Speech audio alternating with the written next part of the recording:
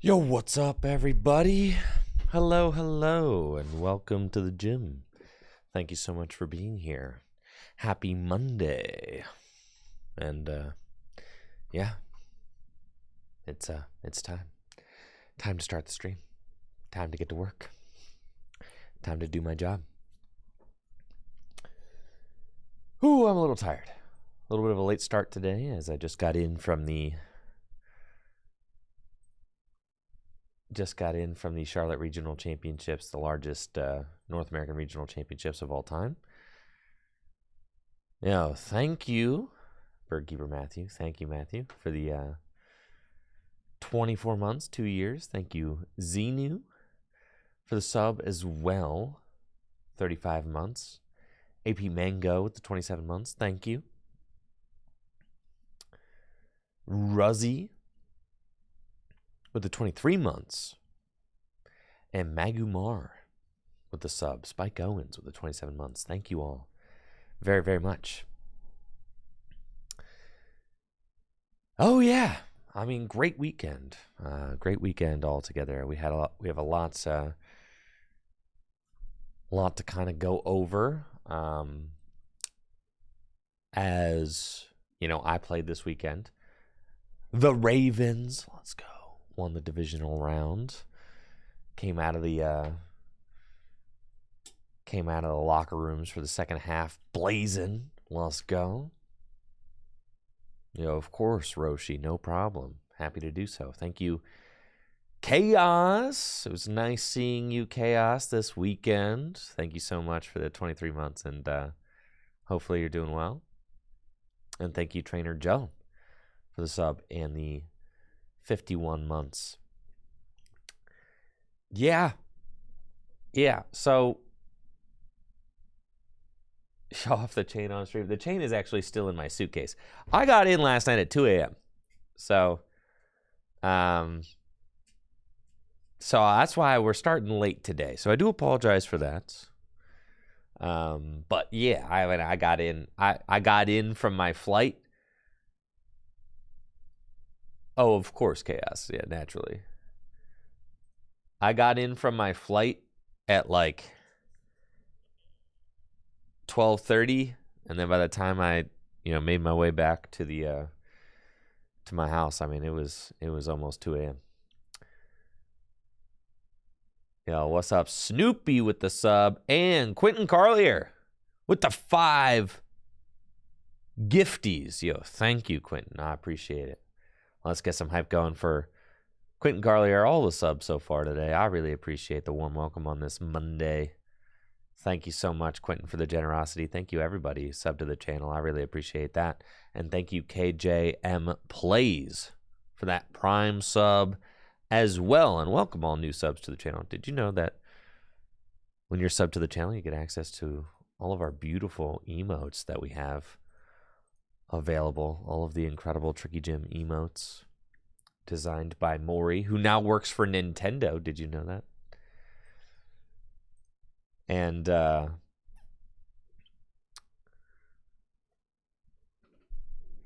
also access to the subscriber channel in the Tricky Gym Discord. It's where all the fun happens. Maury, all I know, Maury works for Nintendo. The last project he worked on is the F-Zero 99. He like helped design that game visually. So that's that's the last project I'm aware that he like played a significant role in, which is so cool. I mean, the F-Zero 9, it's like very pixel art, kind of, which is super cool.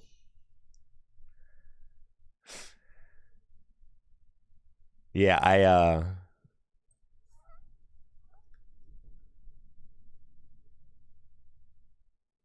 that's sick, Chaos.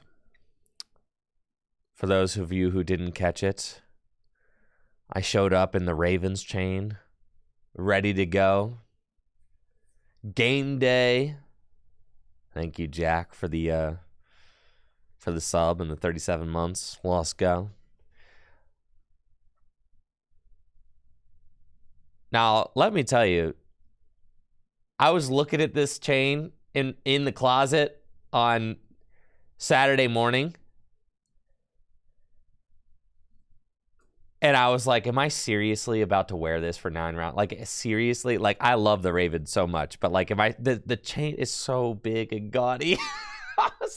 I was like, either I make it into day 2 wearing the chain and it's freaking awesome, or I wear the chain and do terrible and I am a clown.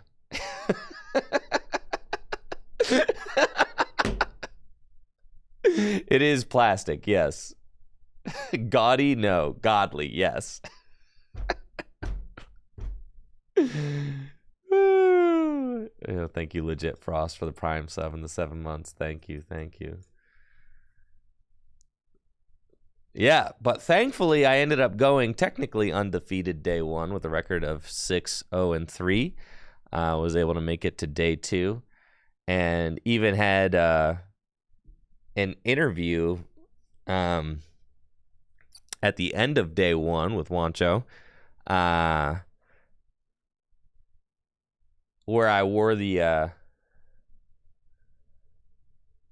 Chaos says, if you did bad, you would have been so clowned on, but now I want that image on a playmat to use for GLC. See?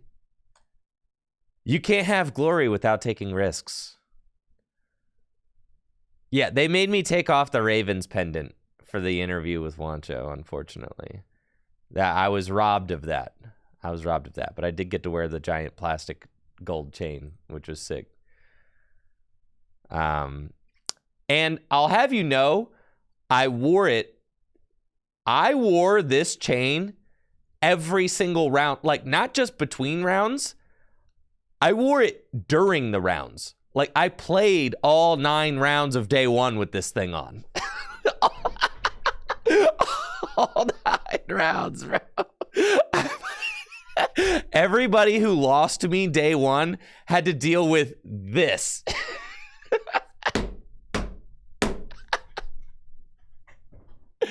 Everybody had to be.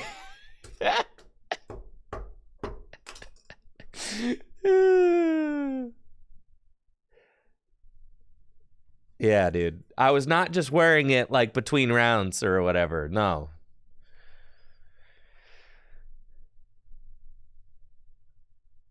Yo, that's okay, Alaskan Hero. I'm sorry to hear that, Brandon. But yeah, sometimes you gotta just pace yourself, you know. If it's wearing on you, competition's wearing on you, take a break so that you can come back more hungry. Could have used it as my V-Star token. But yeah, so that was a lot of fun. Also, big props to Full Grip. They did an excellent job vending. Very proud of them. Huge shout out to everybody who stopped by the Full Grip Games booth at Charlotte. You know, the event was a huge success for us. So thank you so much for supporting the shop at Full Grip Games. Really helps, you know, at this point, it's like the family business, right? It's like I'm sponsored by Full Grip. Natalie manages the Pokemon department at Full Grip. Like, you know, all my friends work there. It's the family business. So thank you guys so much for supporting the shop. Really helps me to continue doing what I love to do.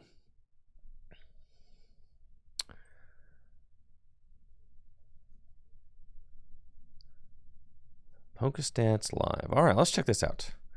So there's a few things on the agenda for stream today. First of all, we'll talk about my tournament run. I played Mew VMAX. If you watched my my week leading up to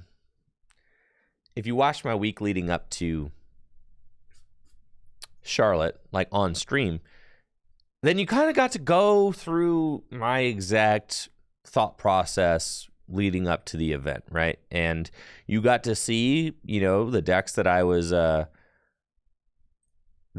was playing and all of that. Only 2 losses on the weekend. I mean, really, I felt like I played well. There were a couple times, there was one blatant misplay that I made in day 2 that, I mean, it could have potentially cost me $1,000, which is like that. It's going to keep me up at night, okay? It's going to keep me up at night. Probably feeling a lot like, Mr. Bass right now, all right? It's missing that field goal wild right. Yeah, it's going to keep me up at night, but that's okay. It happens. I'll tighten up next time. Won't let it happen again. So I did. I had one misplay, and I'm so embarrassed. I never do this either. I just miscalculated damage. That's just what it is. It was in time, and I was rushing. It was in time, and I was just rushing because I was excited because I thought I won. And like I used my V-Star power to go get a double turbo energy and just announced my attack real quick without playing a power tablet that I needed to play. And just like I miscalc damage. It was in this round 12. It was game 3. Game 3, I was turn 2 of time. I had win. I just miscalculated the damage on the Giratina and just announced attack 10 damage short. That's it. Yep. I had Psychic Leaped it the turn previous, and then I thought I just had it. So I just did real quick. I was just like boom boom, and I was like and Techno Blast for knockout. And I just went like bam bam. I was like V-Star double turbo, Techno Blast for knockout. And my opponent's like, "Do you have the power tablet?" I was like, and they were it was just, and I didn't even ask to take it back. I didn't ask to take it back. I didn't ask if I could rewind. I didn't do any of that. I was like, you know what? I entered my attack phase. This sucks, but go ahead. You know what I mean? I'm just like, I'm a fool for that. And I'm just going to beat myself up about that. It stings. It stings. Because I never do that. I'm so good about just like being methodical and thoughtful about like,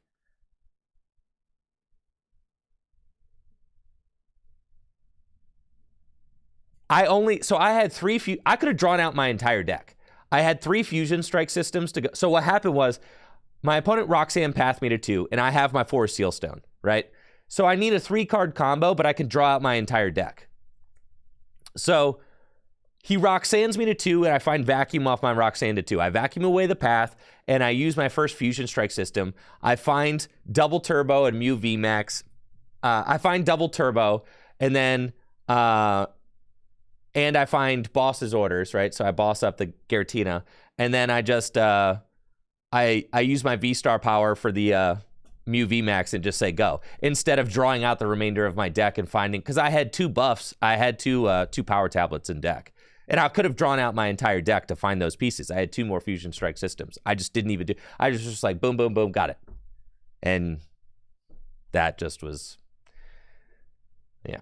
So that's unfortunate. Yeah, it's my fault. It's just my fault. So that was that was a game 3 that I just had win on because I could draw up my entire deck for the win, and I just jumped the gun. And that happens, I mean, how many times you watching football and like a receiver, like it's the ball is coming right to their numbers, but then they start looking ahead downfield and they miss the catch, right?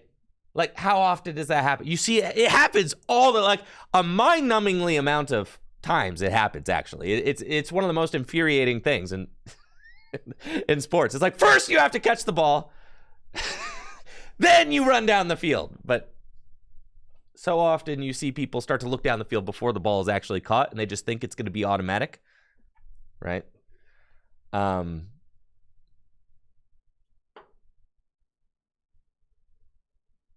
So that's what happened to me in round 12. So I'm really upset about that, but it's okay. I played outside of that round here. I played really freaking well, and I am definitely proud of myself. That was just, and you know what? And I played really well to get to that point.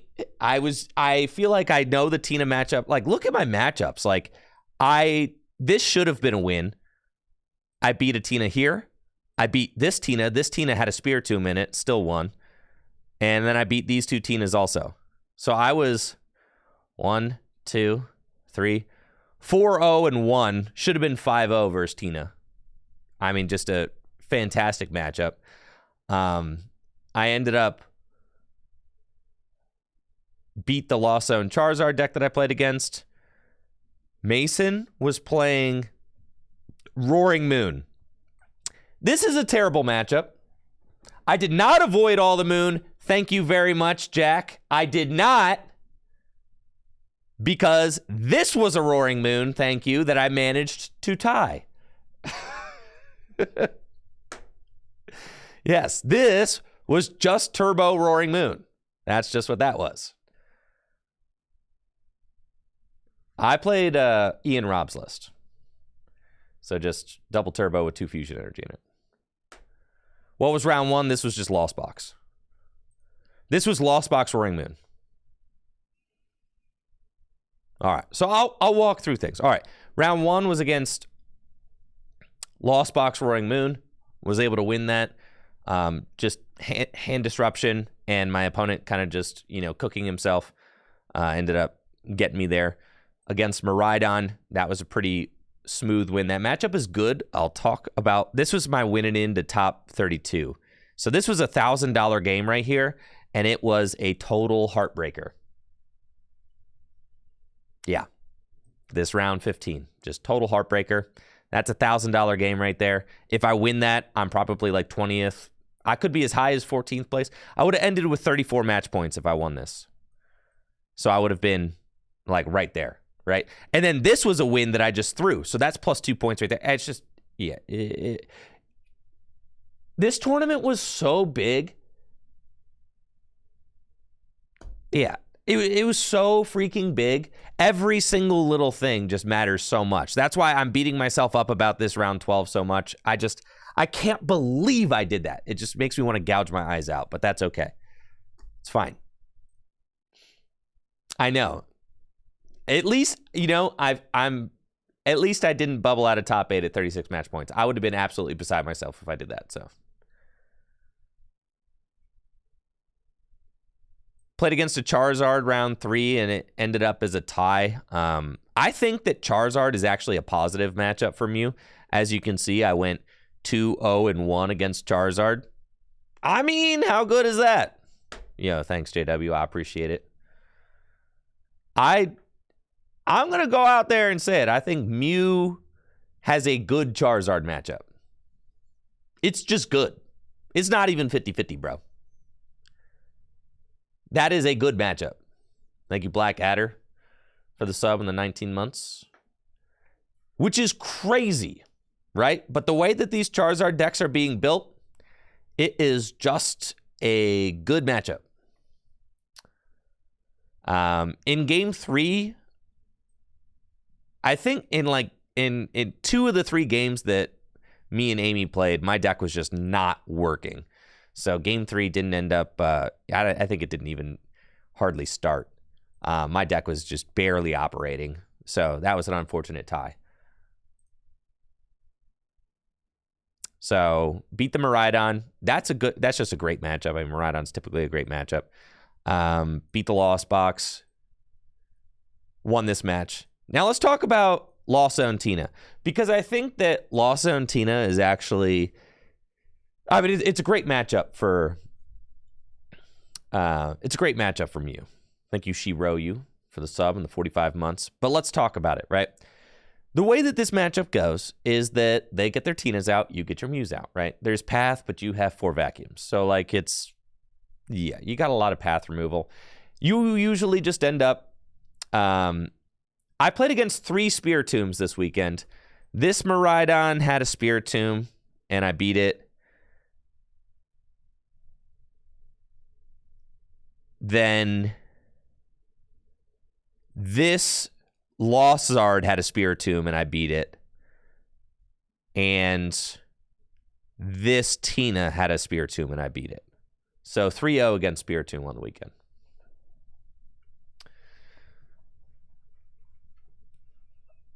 which is nuts. The red running symbol means they dropped out. They dropped out of the event. So you notice they don't have 9 rounds. That means they dropped. Thank you, Sonic the Titan, for the Prime sub. Right, they played 4 rounds. They dropped it 1-3. Right, they dropped it 3-3-1. They dropped it 4-3-1. So let's talk about the Tina matchup. The Tina matchup is great. The list that I was playing was basically Ian Rob's list. So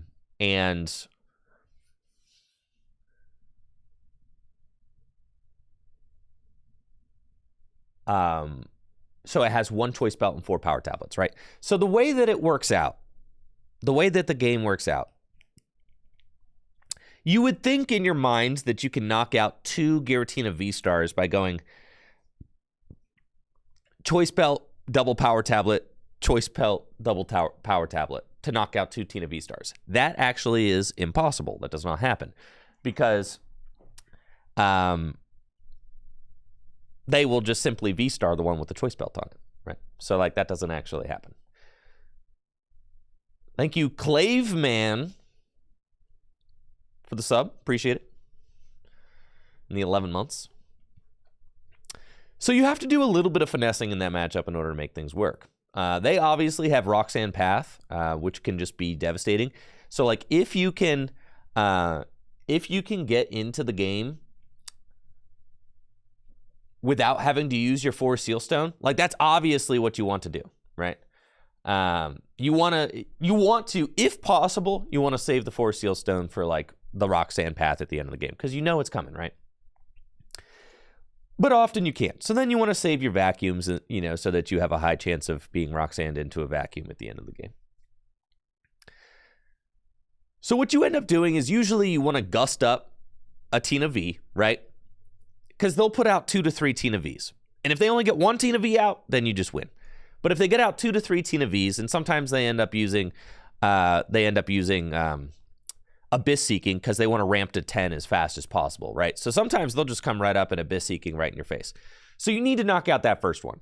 So if you knock out the first one, you can do one of 2 things. You can knock it out with a choice belt, or you can knock it out with 1 power tablet. You have to be very careful, and ideally you want to save all 5 of your damage buffs because you're going to need them throughout the entire game.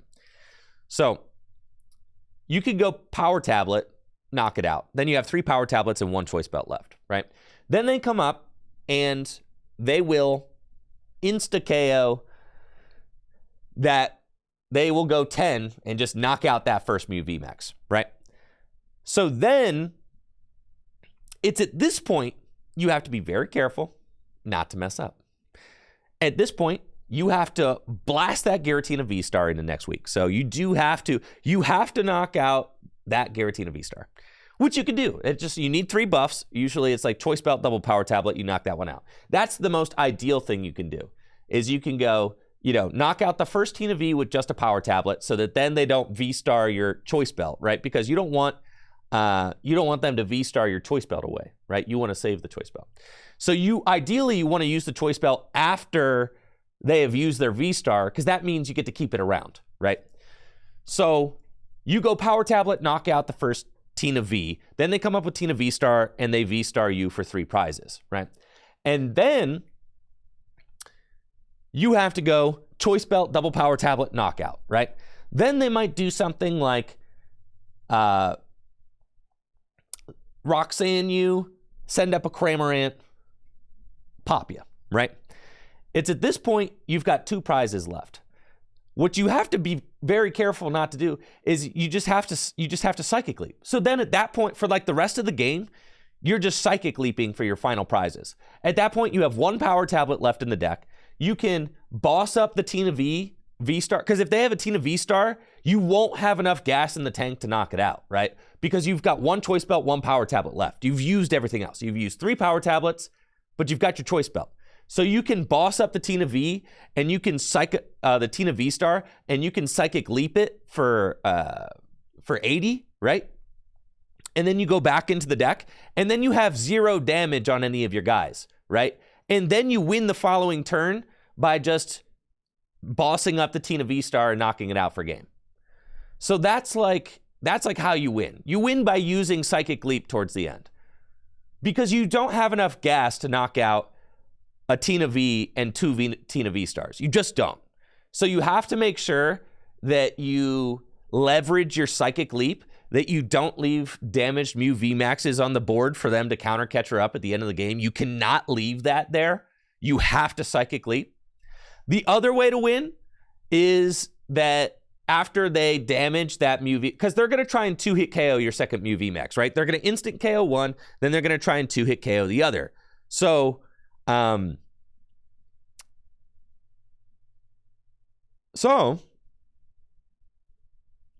other way to win is you could boss like a Comfy, or if they send up Sableye or something, then you just use your final power tablet in the deck. You can use your final power tablet and Psychic Leap the Sableye, right? And then all you need to do is draw into boss game on a Comfy, right? If there's a Tina active. So that's it. So those are like the two routes. You're either going to 2-hit KO the Tina V star for game, or you're going to like Psychic Leap a Sableye or a Comfy and then boss a Comfy for game. Something like that, right? So like the Psychic Leap is like really an important part of winning this matchup. Making sure that you don't, thanks Ionios for the sub in the 46 months. Making sure that you don't leave a damaged Mew VMAX on the board ever, right? Because that would be bad. Now, if they go, they could go Lost Impact your first Mew. Instead of going V-Star. Now, a lot of times they just go V-Star your first Mew VMAX, right? I mean, because they're just anxious to get that thing out of there. So a lot of times they'll just do that. If they do that, then you can do the play like that I just said, but they might just Lost Impact your first Mew VMAX, in which case then you can still Psychic Leap, right?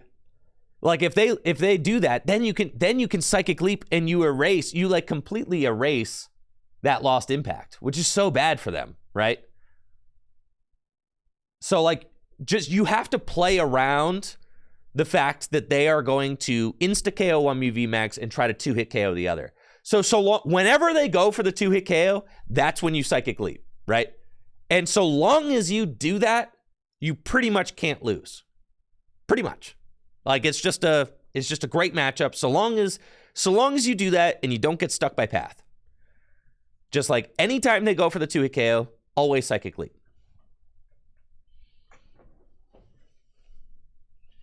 Thank you, Ghosted Gengar, for the sub in the 14 months. I appreciate you supporting the shop. Thank you. Shuriken 2 Mew is busted. It's true. That is a very good play, but you got to have 3 Mews out.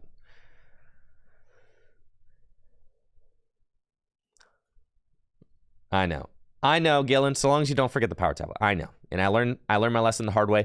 But that being said, even with that one misplay, I was still, 4-0-1 against Tina, and it should have been 5-0. So, like, yeah.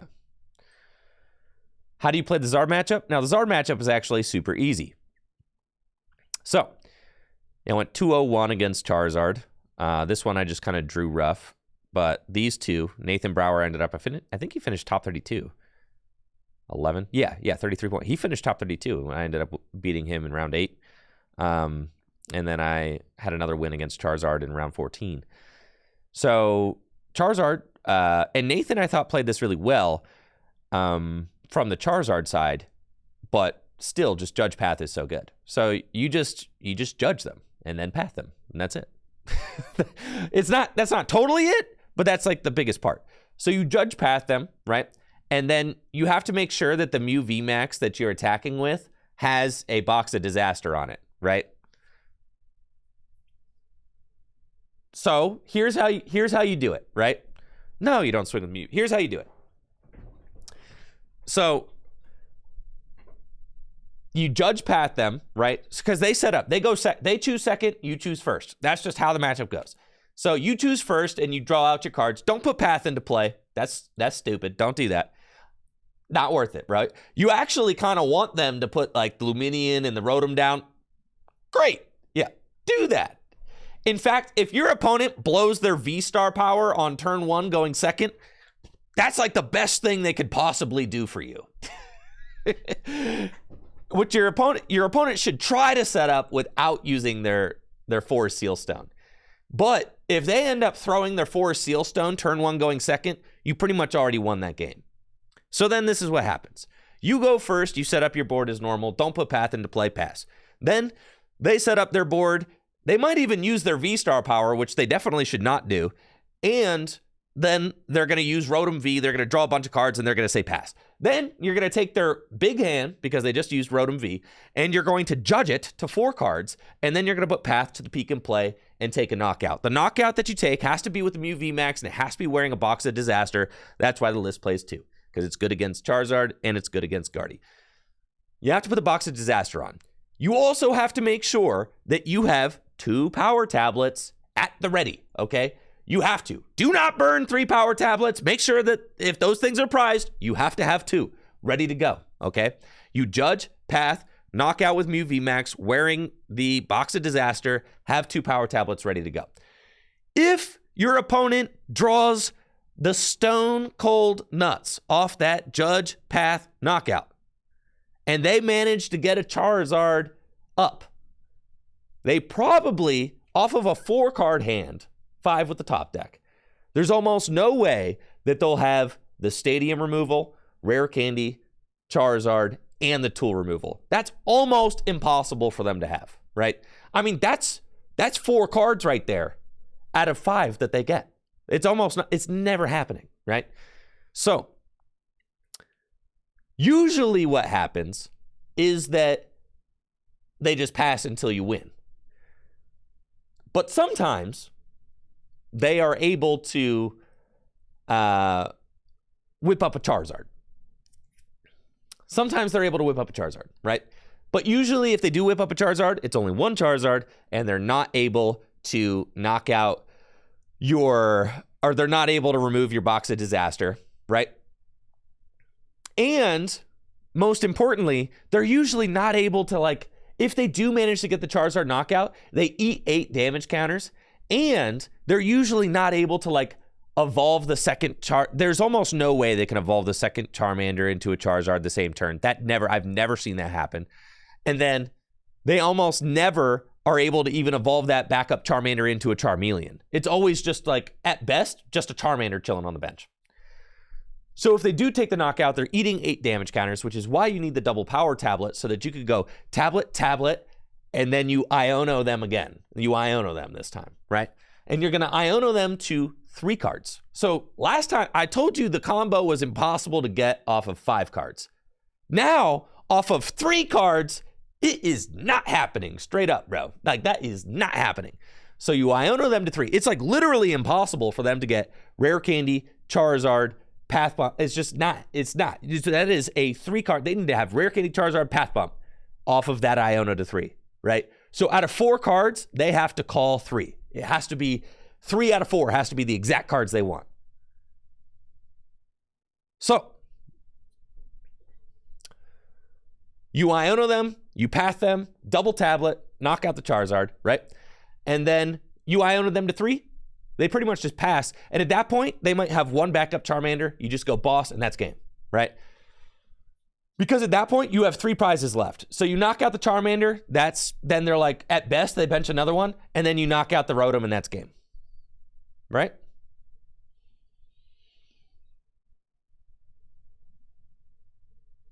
Yeah, I mean, so really, you give them an extremely limited amount of time to set up, because you're going turn 2 knockout going first, right? At best, they take 3 prizes that next turn. Then you Iono them, and you take another 2 prizes on their Charizard.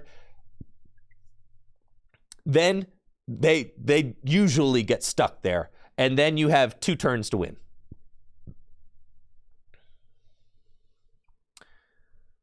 Either that or, I mean, but honestly, like,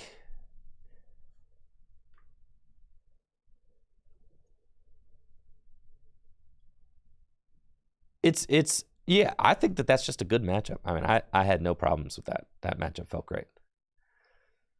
And I played against 2 Roaring Moon Lost Box decks. So I was able to beat both of those. Rounds 1 and round 6. This was a Roaring Moon matchup. And this one was actually super sketch, obviously, because it's Roaring freaking Moon. I was actually able to win game 1 because my opponent tried to go for the turn 1 knockout going second, right? So I went first, they went second, got a turn 1 knockout on a V, right? So they take 2 prizes. Then I go with Mew V Max, take a knockout. Then they come up with a Roaring Moon, they take the knockout, and they set up a Moltres V on the bench with 2 energy on it. So all they need is 1 energy to win the game. And they take the knockout on my Mew V Max. So then I'm able to Iono path to 1, and off of the Iono to 1, they don't find a Darkness energy. And then I'm able to win, right? So that's how I won game 1. Game 2, they rocked my socks, and game 3, they were not able to conclude the game. How was that match a tie? My opponent wasn't playing very quickly. And Mew V Max, actually, there's this assumption that Mew V Max is a fast deck. That is not true. Do you know how many game actions there are in a Mew V Max deck? Mew V Max does not actually take a short amount of time to play.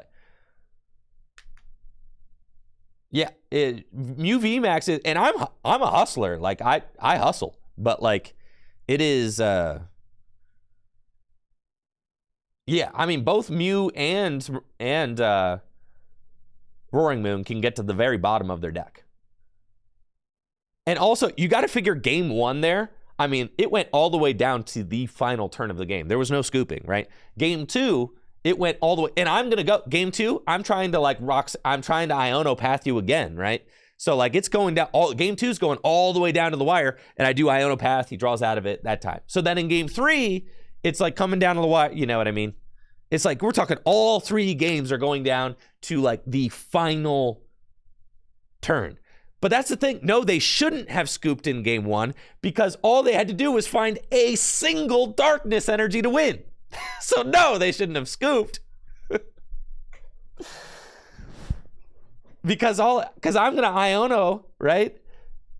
No, they should not have scooped. They were winning, right? I stole it away from them with an Iono to 1. You can't like scoop a game where you're like, I might get Iono'd and pathed, right? You can't scoop that. Now there is, or a path bump. Literally all they needed was a Darkness or a Stadium and they win. And those pretty good odds. Yeah, and it was, yeah, obviously. And if they just find 1 more Dark Patch, then they can set up checkmate.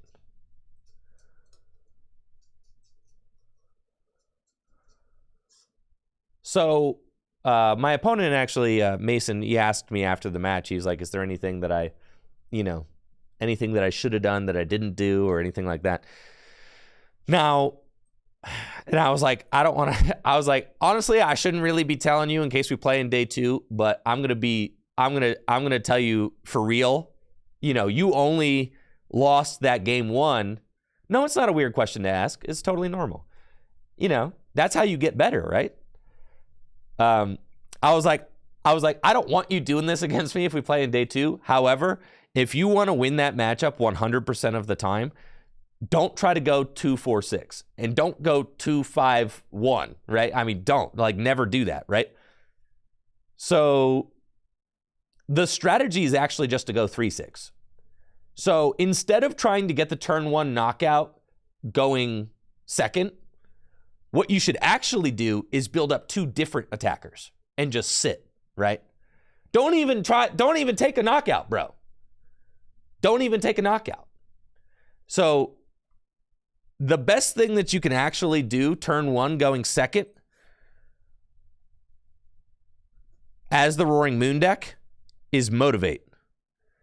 This is like your ideal turn 1 going second is you set up a Galarian Moltres V with energy on it, and then you motivate to set up a Roaring Moon, right?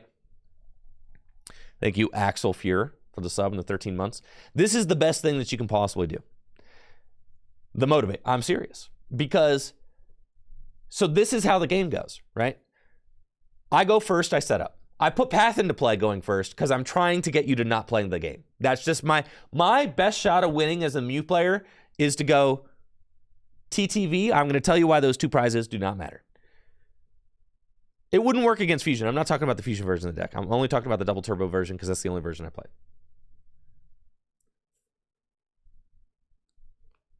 Use Dark Pass, use Moltres, and have 2 more in the discard. I mean, that's the goal. I said this is the ideal turn 1.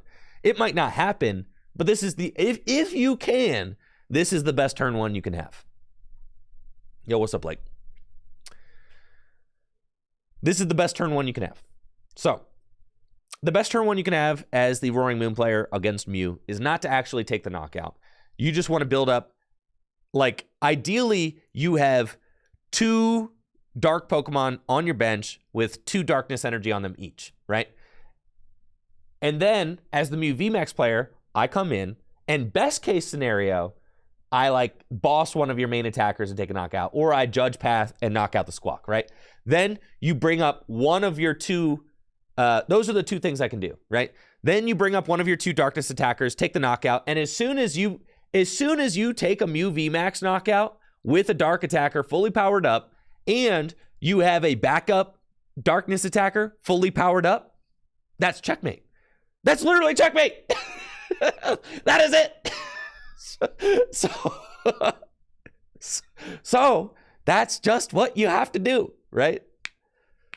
So that's why you never go in, because if you go in with one of your powered up 2-prizers, right, then you give me an opportunity to Judge Path, knock out the 2-prizer. But I can't boss and Judge Path at the same time. So if you have Squawkabilly active, I don't want to knock out the Squawkabilly, right? Yes, Fusion's different, but I didn't play Fusion, so I'm not as familiar. So you just want to build up 2 darkness attackers, and you need to take a knockout. As the Roaring Moon player, you need to take a knockout on a Mew VMAX while having a fully built up darkness attacker on the bench. That is checkmate. That is all you're trying to do. It doesn't matter. You're not trying to go 2-4-6. You're not trying to race them down like that. You don't need to play Mew VMAX's game. In fact, if you try to play Mew VMAX's game, they love that because they're like, oh, wow. And especially if you go turn 1, take 2 prizes on a Mew V. I come up with the Mew VMAX knockout, right?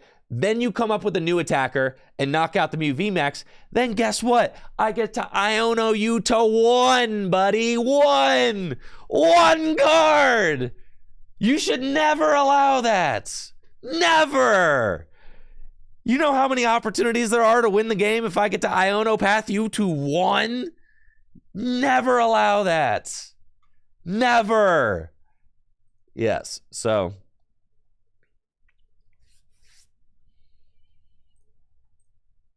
All right, Iono to 1, knock out their attacker. The odds of them going, and you see, like, the math doesn't really, unless they were able to, like, Sada twice, which usually doesn't happen,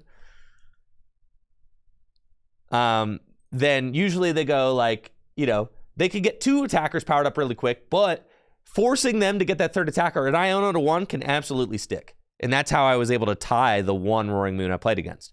So after our match, my opponent asked if there's anything that he could do as a Roaring Moon player to tighten that matchup up and make it even better, because it should just be free, and it is, but you have to do it right. So I kind of gave him that little lesson there, and he was actually really thankful for that. So I played against Nathan with Charizard. I drew like crap game 1, but games 2 and 3 I came back and won. And then the final round I played against Guardy. And it's just Guardy, you know? They won 1, I won 1. And time was called before we got to start game 3. So, like, that just, that is some Guardy stuff, isn't it? You know, they were some really close games. They just were, you know, it's just Guardy things. Like, sometimes if they set up and just have it like that. They are playing Avery, too. I mean, it's rough out there. So. Round 10, played against Mike Pramawat. We had a really close set. He won the games, he went first. I won the game, I went first. And it just goes like that. So, you know, Mike Pramawat, I mean, he's a legend in the game. And just extremely good player. He ended up 9-6. I mean, there's a lot of Mew players ended up just getting absolutely tanked in day 2. You saw Xander Pero started 9-0 and ended 10-5. I would have been beside myself if I had done that. I think I also would have been beside myself if I had started 8-2 like Mike Premawat and ended 9-6. So, as hard as I'm being on myself for this tie here that should have been a win, at least I didn't end up like that. So that's fine.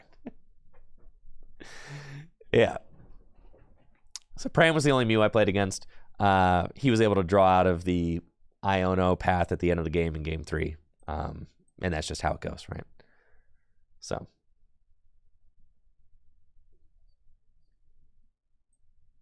Tina's great matchups all around. Charizard, like I said, I think that's a great matchup. All right, now finally I'm going to tell you about my Heartbreaker.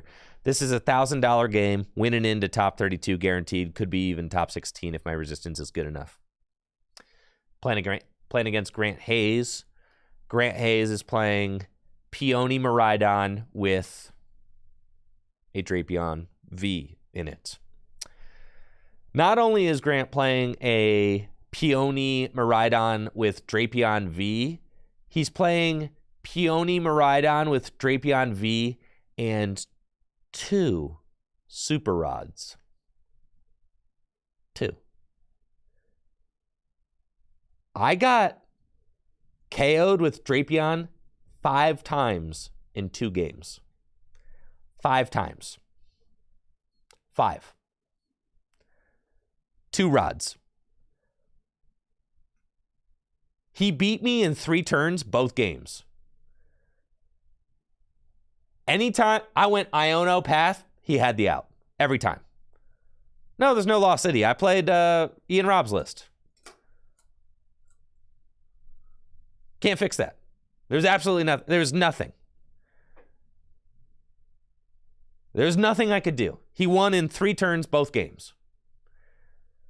He went turn 1 knockout, turn 2 knockout, turn 3 knockout. Every time he just Peony. Every time he would just Peony for Rod ball and go get it again. And he would just have the stadium in hand. Or like he would have the Rod in hand and Rod the Drapion and Peony for stadium ball. Like it was just, you know what I mean? There was nothing I could do. He won in 3 turns both games. I disrupted his hand. Every time. I mean, but it's a 3-turn game, right? And it's just a 3-turn game. And I was just like, at the end of it, it was just like, if you just got it like that, you got it like that. There's nothing I can do about that. So I didn't get to do anything. In game 1, he went first and set up well. I went second, judge, path, pass. He draws out of the path, goes Raikou V, knockout of Genesect. I say, okay. I go up with Mew VMAX. And at this point, I know that he plays Drapion because he started at game 1, right? So then he started at game 1 and he put a double turbo on it, turn 1, and then took the knockout with Raikou. So he's got a fully powered up Raikou and he's got Drapion V on the bench with a double turbo.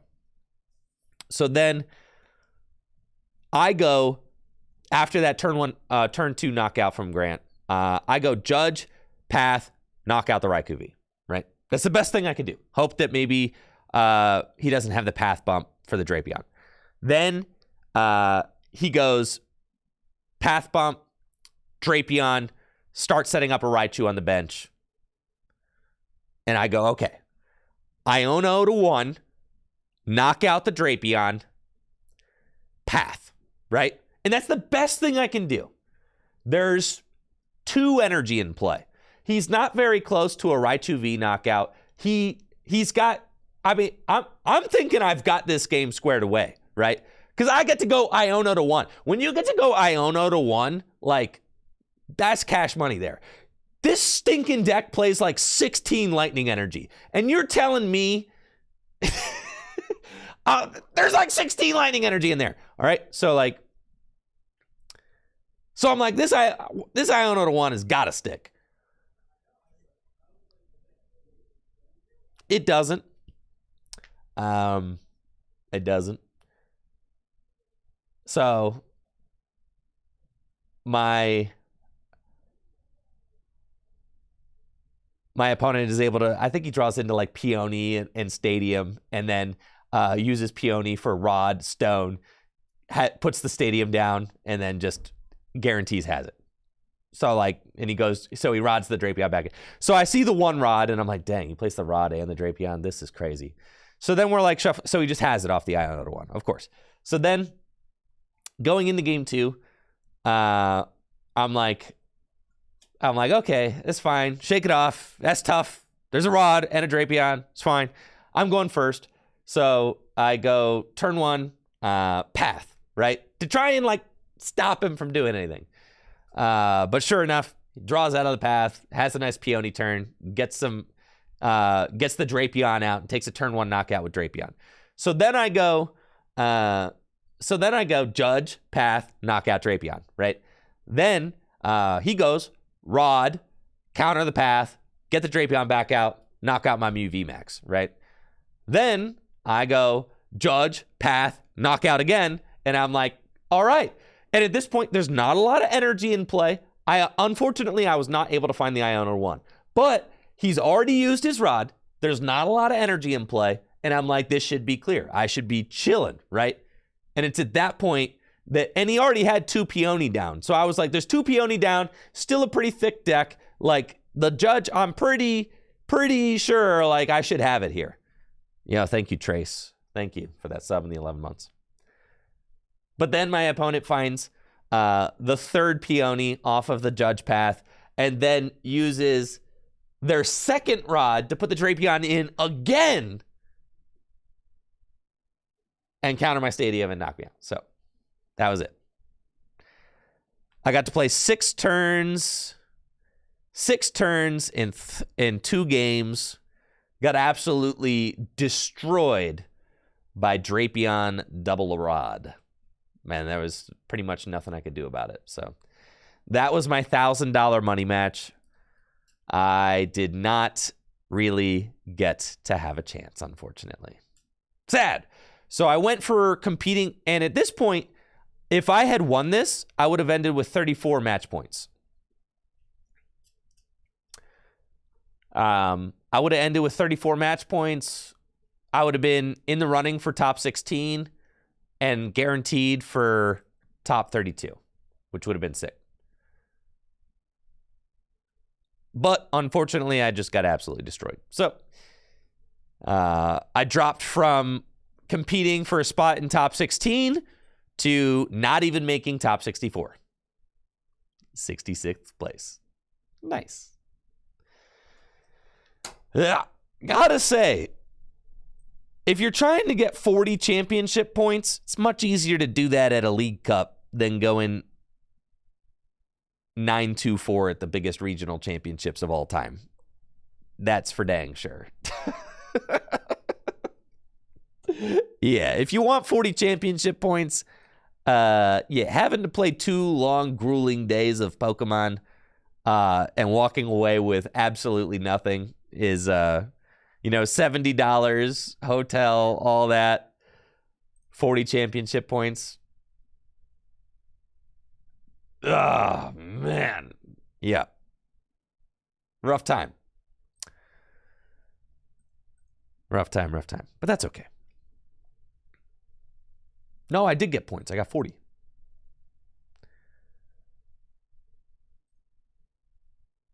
I got 40 championship points. Yeah. It's not a lot. I mean, that's like, you can get more at a League Cup, literally. You could get more at a League Cup. There could be a League Cup with 12 players and you could get more. You could get 50 points from that. Yeah. Which stings a little bit, but that's okay.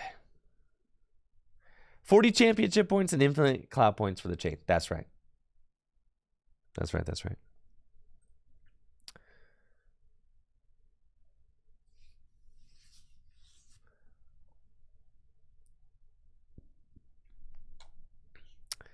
Now, There are two things we could do today. I could either play the Pokemon trading card game live, or, and get this, or I could do my set review for the new set. I think I just want to do the set review for the new set. We just talk about, because now we pretty much got the entire set list. So let's just talk about that. We'll do the set review. Get that ready to go for YouTube. Did I beat Zelda yet? I started playing Zelda again. I'm at the final temple now.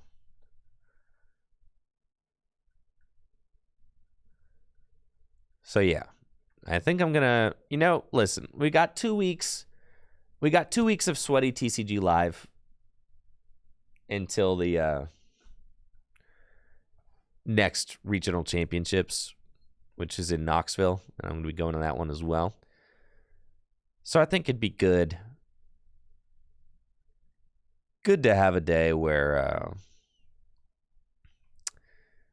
we do a little set review. And now that we have the entire set list revealed for the most part for Temporal Forces, I think it's just a good time to kind of go through the cards and talk about them. And then I can play TCG Live tomorrow. But this will kind of be our official set review. I got a lot of cool stuff coming up on the agenda this week. I've got JD coming in this week to do some tabletop gym leader challenge one afternoon, and I get to open my Paldean Fates this week from the Pokemon Company International as well. So I got both those things going on. Yes, so JD is going to be coming in Thursday afternoon, and I think he's going to try and do they're running maintenance tomorrow. Nice, I'm off the hook. Cool. Cool. Maybe I'll try and get some tabletop tomorrow too then.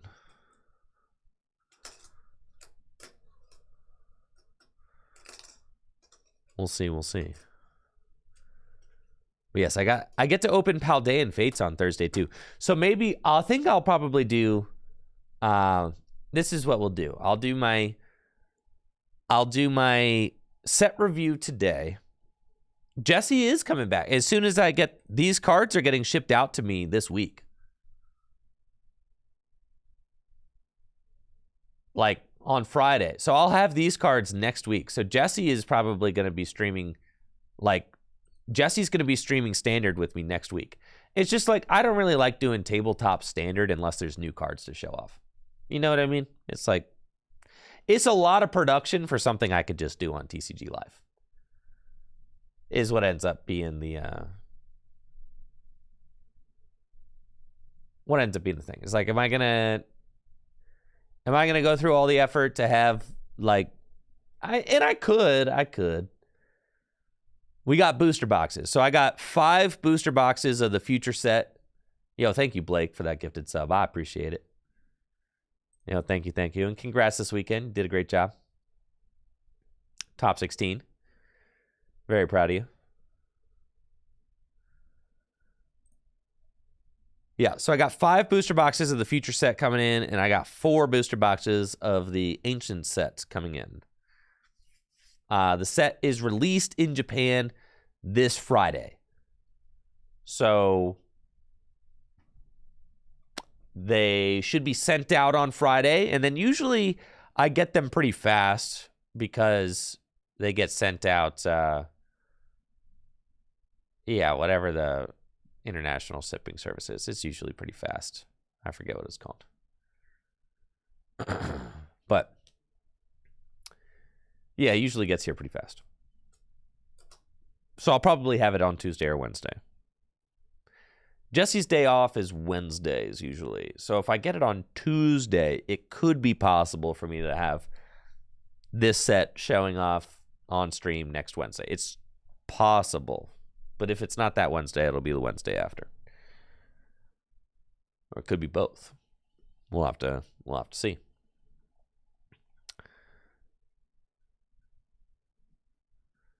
So I've got that. I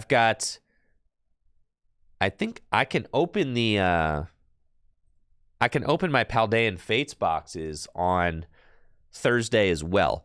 So I think what I'll do is I'll stream Thursday morning and I'll open the Paldean Fates English booster boxes on stream, and then I'll take a midday break, and then I'll come back in the afternoon with Tabletop Gym Leader Challenge with JD. JD should be ready to go at like 1 p.m. So really it's going to be like just a quick, maybe hour or two stream in the morning to get the... Oh, it's nice to meet you, Hannah. Yes, for sure. It's nice to meet you. Yeah, of course, Chronomancer, of course. Gonna do anything with the new Miraidon, Koraidon cards? That's the thing. I may have to order proxies. So, like,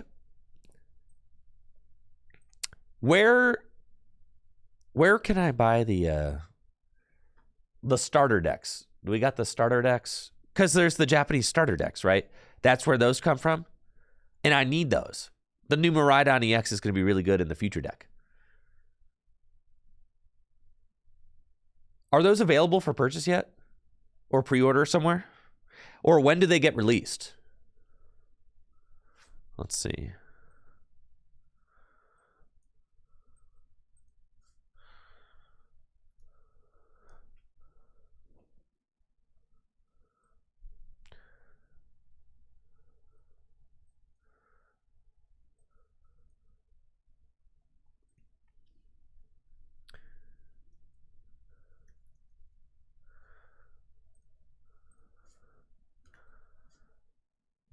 Man.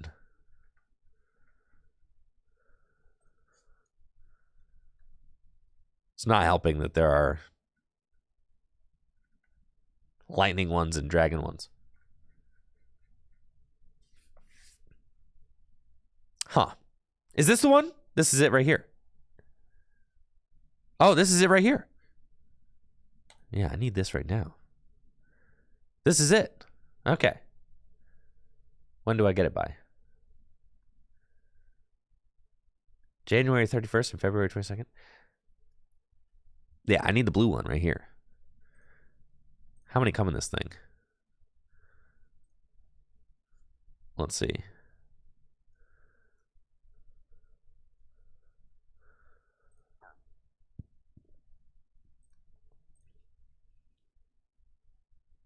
I need to get it fast, is the thing. Needs to be fast. Do they have them? Oh, they do have them here. Pre-order. All right, when do they... January 6th. Okay, yeah. All right, cool. How many come in here?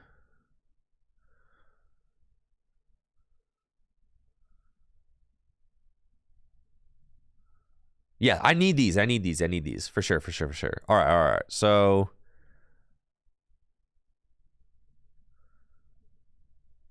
let's see. Dunk, do you know how many the Miraidon EX come in these things? Or where do we get the deck list for these? 2? How many Miraidon EXs you guys think I need? Is the Koraidon EX actually good? Let's talk about that. 6. You think I need 6, Lance? 20? All right, you guys are not helpful. Searching Koraidon is not helpful either. Okay. No, the Koraidon's not good.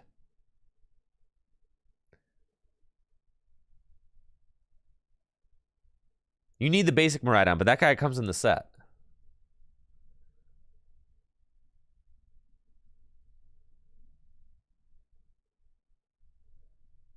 Oh, he does 280? I didn't realize it was 280. I mean, 280 is a lot of damage. It's a lot of damage when you think about it.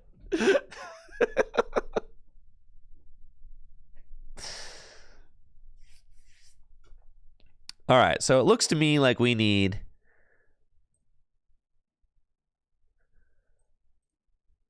two of those, and we need one of these.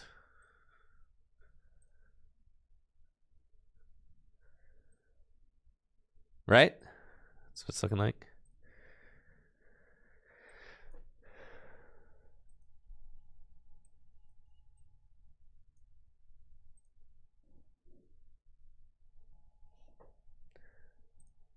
Probably 2 Koraidons.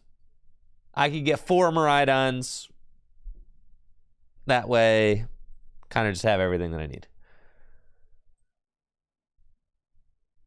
Okay, I'll pre-order these now. Let's see, sign in. I think whoa, whoa, whoa, whoa, whoa. Hey, listen. I'm streaming over here, guys. I'll place these now just so that they can get processed and everything in time. Okay, let's check the old carts. Okay, no, you think I want 2 Koraidon boxes. I want 1. It's Koraidon. Everybody knows Koraidon. No. Okay. Shipping. Great.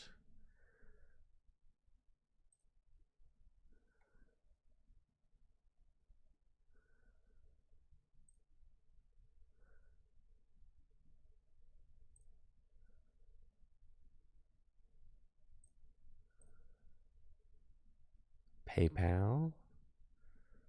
All right. Get a code for my PayPal. All right. How many months until the Christmas time? Listen, that's going to require a lot of work, okay?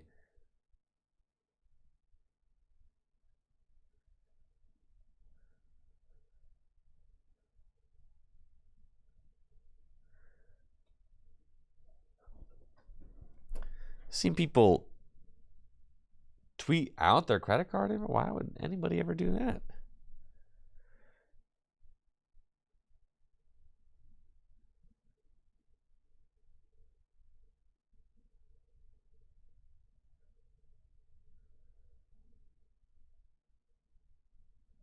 Okay. Thank you guys for reminding me that I needed these. I would have been sorely disappointed to not have them. That would have been terrible.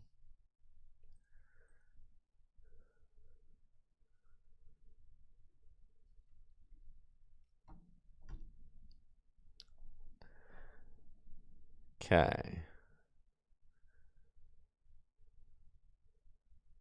PayPal credit. Great. 6 months, no interest. Great.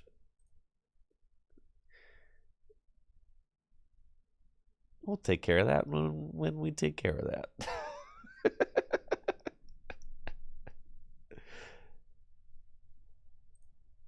All right. They are placed. We're good to go.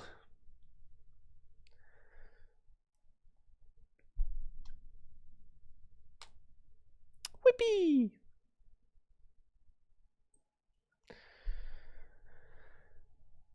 Yeah, that's going to be hype. Cool, yeah. So we picked up the Miraidon EXs. I got 2 of those on the way. And 2 of the Koraidons on the way. Great, great, great. Or 2 of these on the way, 1 of the Koraidons on the way.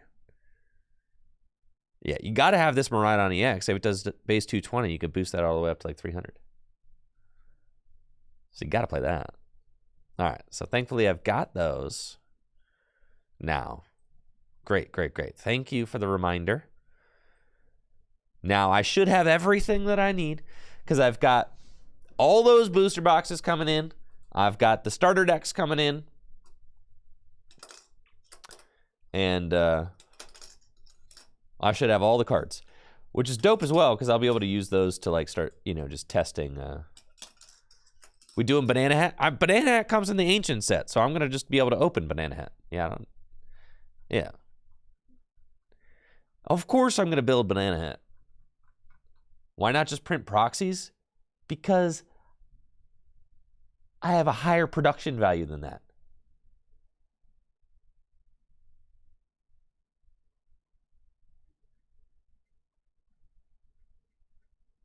Do you have a pair of you have a pair of shoes that you like, YRG? You have a pair of Jordans or something? Do you? You have a pair of shoes you like? You have a, maybe a shirt you like, or a jacket or something like that? You have a ton of shoes. Great. Why don't you just wear fake ones?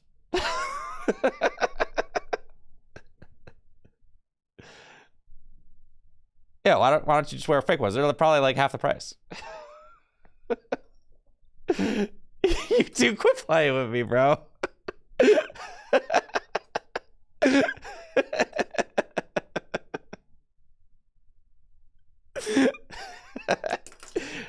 Well, Tricky Jim, I actually love exact replica. Oh, so you are into fakes. You're into replica. Oh, okay. Oh, okay. All right. Well, I'm not. Okay. I'm not into fakes. I prefer the real stuff.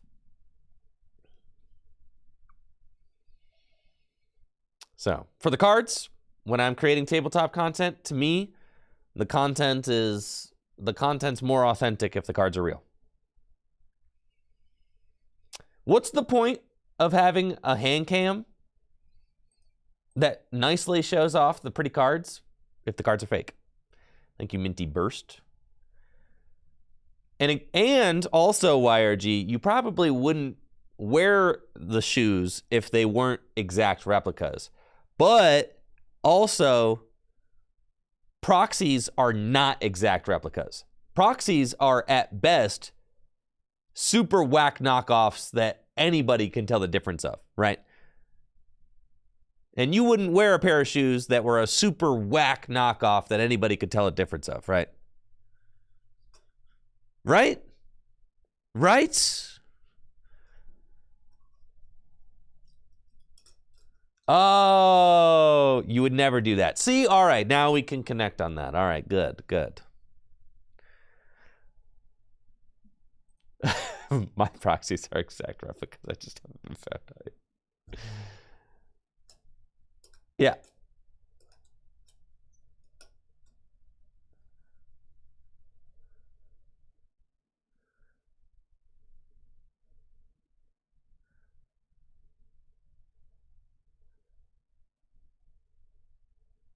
So yes, I like to, as a fan of the cards, I like to use the real cards. And also just, it's part of the production of the channel, you know? I feel like when you're creating at about 10 a.m., you know, when you're creating tabletop content and you can, whoa. You know, and you can actually like show off the real cards. It makes a big difference being able to see, you know, the nice cards, the hollow patterns, all of that.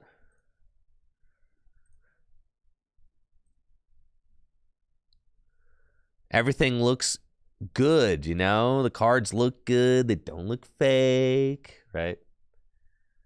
Right. Of course it's good to use proxy. Like, if you want to use proxies at home, like, and all that, like, it's fine. But the cards look more authentic. Everything's more authentic if the cards are real.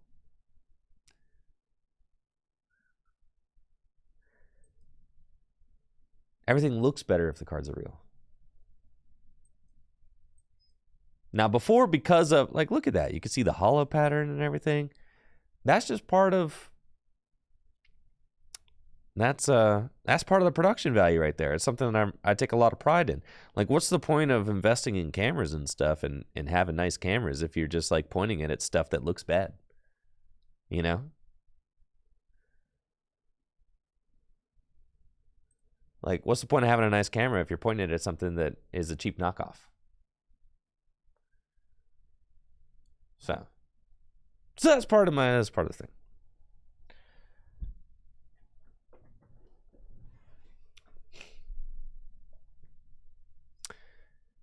Like, obviously, if you're just looking to play or whatever, like, yeah, but I'm in a different situation. I'm a content creator. So, like, to me, it matters to have the real cards. I'm not just playing them in my living room for fun.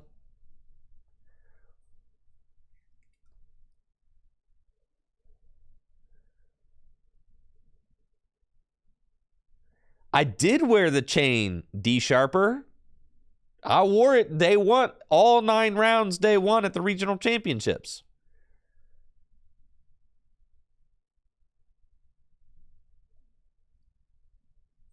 All 9 rounds, baby. Yes, it was ridiculous. All right. I'm going to do my set review of Temporal Forces. We're going to talk about all the relevant cards, and hopefully you guys can kind of help me along if there's anything that I'm missing or anything that's worth discussing that I don't mention. We can talk about that, but I'm going to take a quick break real quick just to make sure that I'm ready to go for that. So when I get back, we're going to do the Temporal Forces set review. Hang tight. I'll be right back after this quick break. Thanks so much for being here.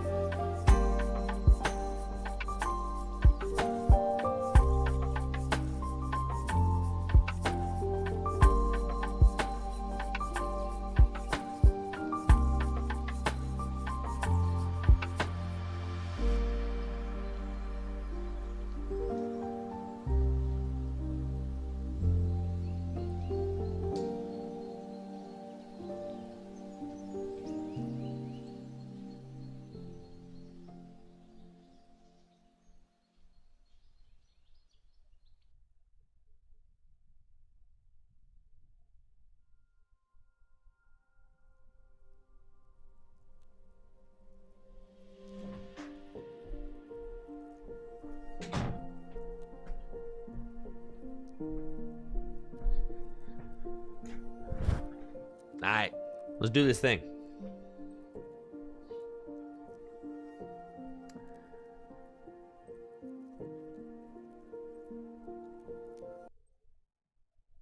Okay.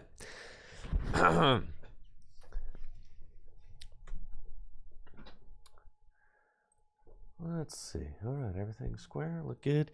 Yeah, I gotta take these Christmas decorations down. I know it's not. No, it's not Christmas time anymore. It's so joyful, you know. It is. I mean, just so cute.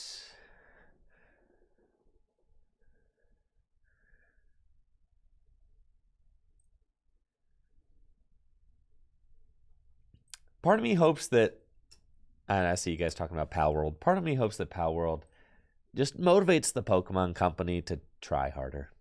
I just hope that. I mean, Pal World is a shameless knockoff with a shameless gimmick. It is. It's creatively bankrupt, just a shameless knockoff with a shameless gimmick that's going to get people to buy it and play it or whatever. But hopefully it encourages the Pokemon company to wake up and actually start putting out decent games. That'd be nice. I'm sure, Jeff Stroh. I'm sure. Yes, but it will not. I know. But listen, a man can dream, can he not? Can I not dream?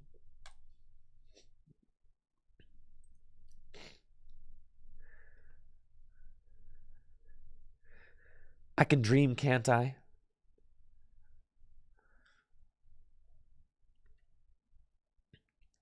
Cool.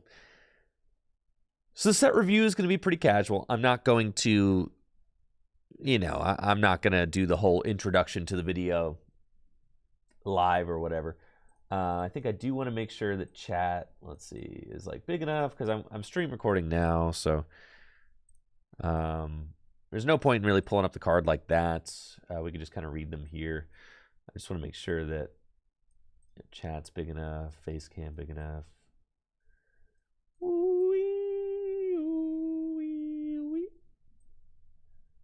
That's nice. Look at chat. You guys look beautiful. You're looking beautiful today, chatters. You're looking beautiful. If there's any card that I skip past that you think that I should have talked about that I didn't, feel free to let me know. That is totally fine. If there is something that you wish that I would talk about, or maybe a potential strategy that you think is worth mentioning that I did not mention, or a combo that I did not mention that you think is worth mentioning. GLC standard, oh yeah, all of it. Yes, then please feel free to let me know. All right, let's get into it.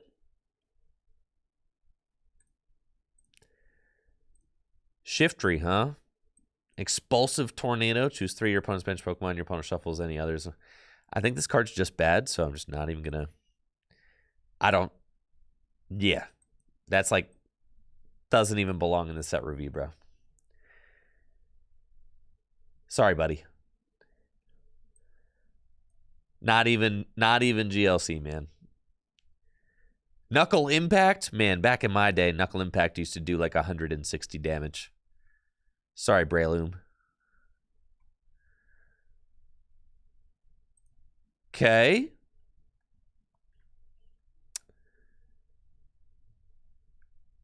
New Roselia from Temporal Forces has the Poison Point ability, which automatically poisons the opponent's active Pokemon if it receives damage from that Pokemon, even if Roselia is knocked out.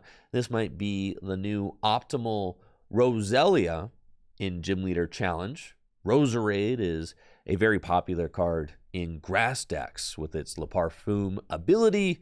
And this Roselia, can do a little bit of damage while getting knocked out. Bam. Got it. I should move chat box. You're so right. Let's take it. Where should I put it? I'll put her there. How about that? I'll put her there. Great.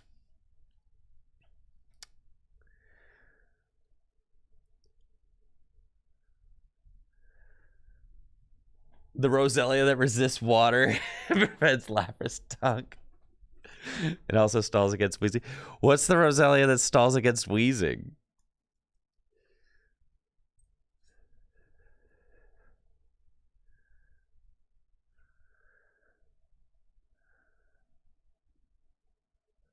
This... No, not that one. This one? This one's still better?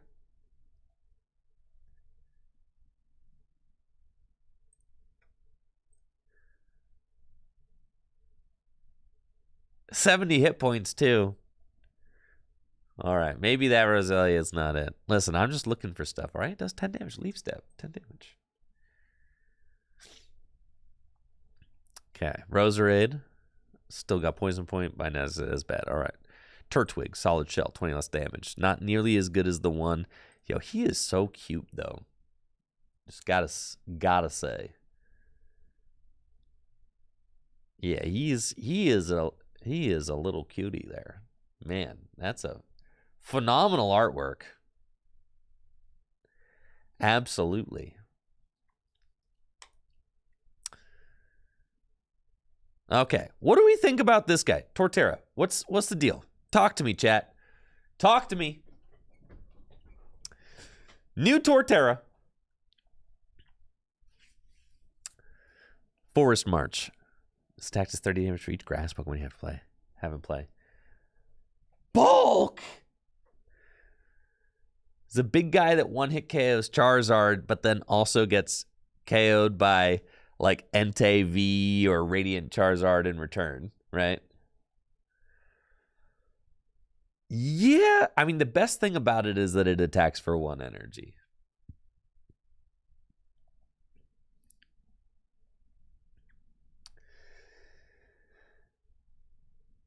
He's bait.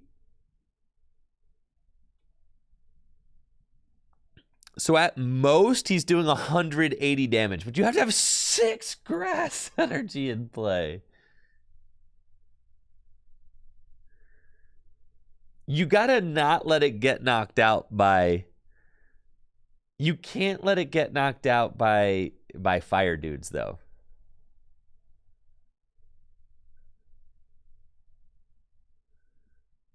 Yeah, so I said you have 6 grass Pokemon in play, right?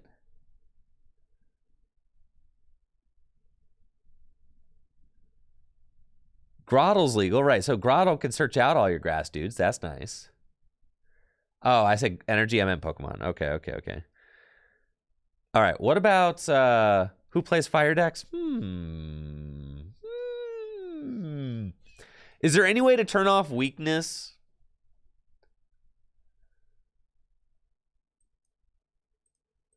I feel like chat needs to be like this size. We'll make ourselves this size. That's good. Any way to turn off weakness around here?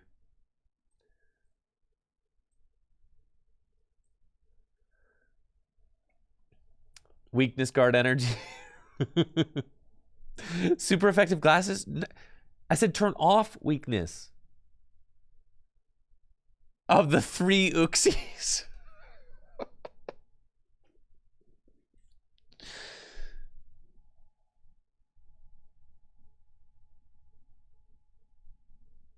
Huh.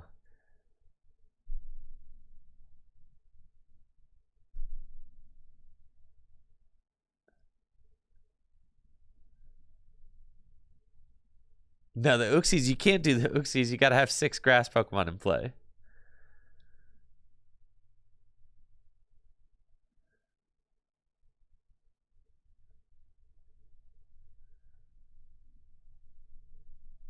The goggles from 151.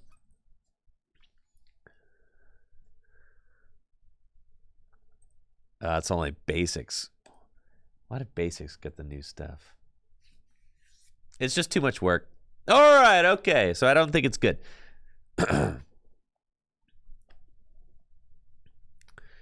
We got a new Torterra EX coming out. It is a massive Stage 2 Pokemon with 340 hit points and 2 attacks. Its first attack, Forest March, for 1 grass energy, does 30 damage for each of your grass Pokemon in play. And then Jungle Hammer, for a grass and 2 colorless energy, does 150 damage and heals 50 damage from this Pokemon. Now, Forest March can do 180 damage for just 1 grass energy, which means that you can one-hit KO Charizard EX with Torterra for just 1 grass energy because of Charizard EX's grass weakness. However, there is one small problem with this plan. It's the fact that Charizard EX is a deck that uses fire energy and can very easily power up other fire-type attackers like Entei V or Radiant Charizard. So Torterra EX can very simply get one-hit KO'd in return. Other than that, 180 damage isn't a lot. You're not going to be one-hit KOing basic Pokemon EX like Miraidon EX. You do one-hit KO Roaring Moon EX, which apparently is a meta deck now, so worth considering. And you do get access to Grottle with the Sun-Drenched Shell ability, which allows you to search your deck for a grass Pokemon and put it into your hand once during your turn. So the deck should, theoretically, set itself up with Grottle and can take relevant meta one-hit KOs, but I'm a little bit concerned that the deck doesn't have the firepower to keep up with decks that it's not hitting for weakness. Bam. Bam. Bam. Let's go. Got it. Baby Torterra for the other matchups. The other Torterra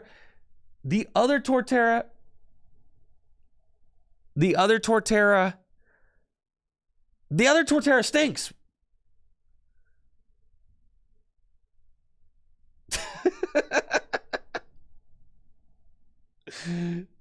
That's about what about the other Torterra? It's terrible. Yes.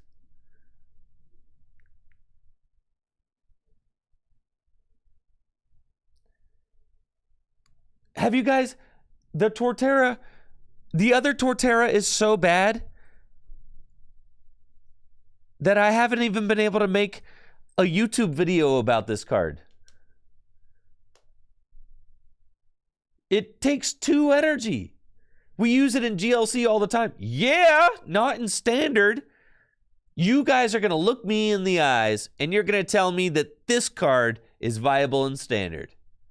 You're going to look me straight in the eyeballs and you're going to tell me with a straight face that this card is viable in standard.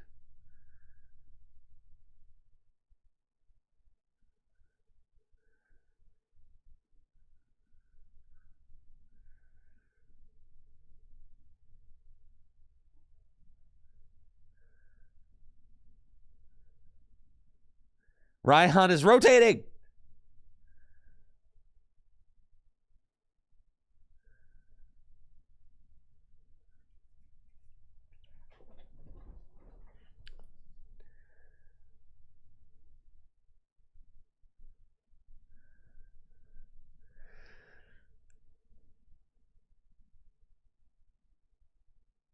For those of you that are saying reversal, then you have to be losing. No. Also, it's got no draw support. No.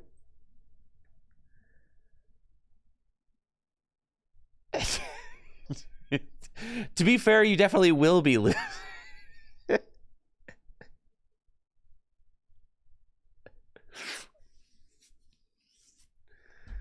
If you have a Bieberell in play, then you're not even knocking out Charizard in one hit with this thing. You need all 6, bro. You need all 6.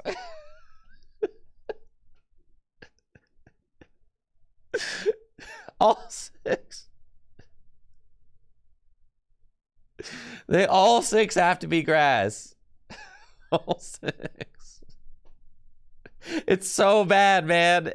It's if you've got 5, you don't even want to hit KO Charizard, man.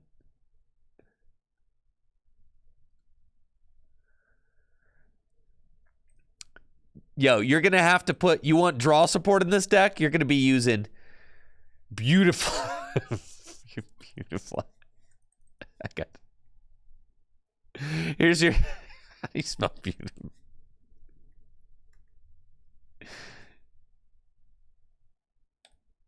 Yeah, bro. Here's your draw support. Another stage 2. No problem. You'll set it up. Don't worry about it.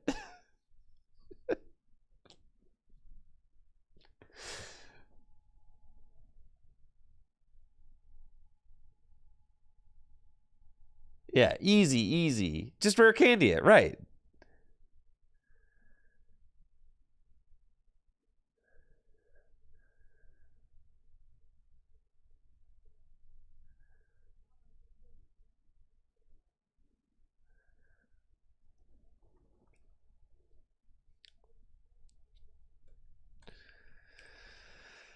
Oh, man.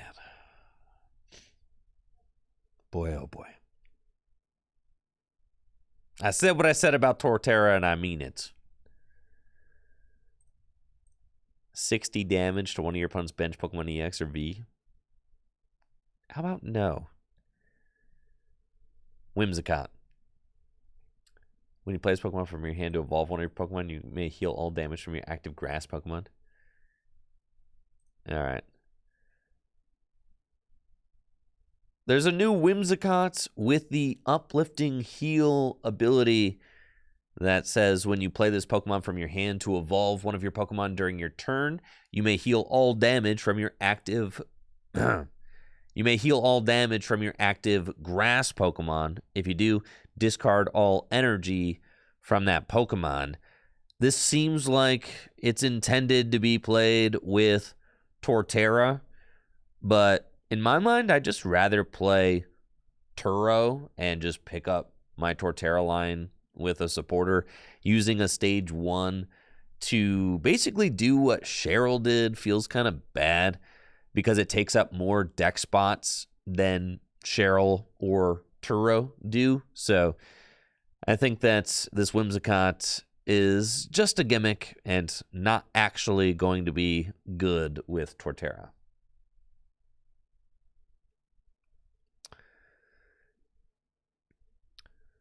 Sawsbuck, the glorious seasonal deer Pokemon, has the ability Seasonal Change, which allows you to search your deck for a stadium card and put it into your hand once during your turn. That's kind of interesting.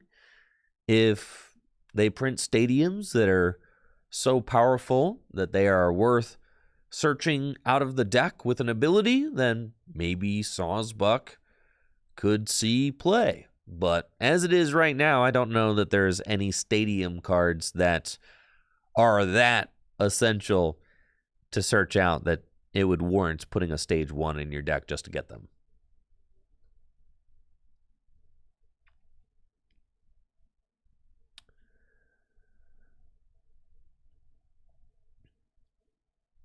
Holy smokes! Bramblegast. Bramblegast has the ability Weedy Resilience. For each prize card your opponent has taken, this Pokemon gets plus 50 hit points. I don't even know what its attack does, but the fact that this thing could be huge, okay? If your opponent has taken 5 prize cards, that means that Bramblegast has 350 hit points. That's crazy. He's so big. Its attack, Powerful Needles for a grass and 2 colorless energy. Allows you to flip a coin for each energy attached to this Pokemon, and this attack does 80 damage for each heads. Why does it have to be such a silly card? Such a ridiculous card. Is it 450? Did I do my math wrong? No, it's 350. Yeah, it's 350. Yeah, 350. All right. Oh, with cape. Oh, okay.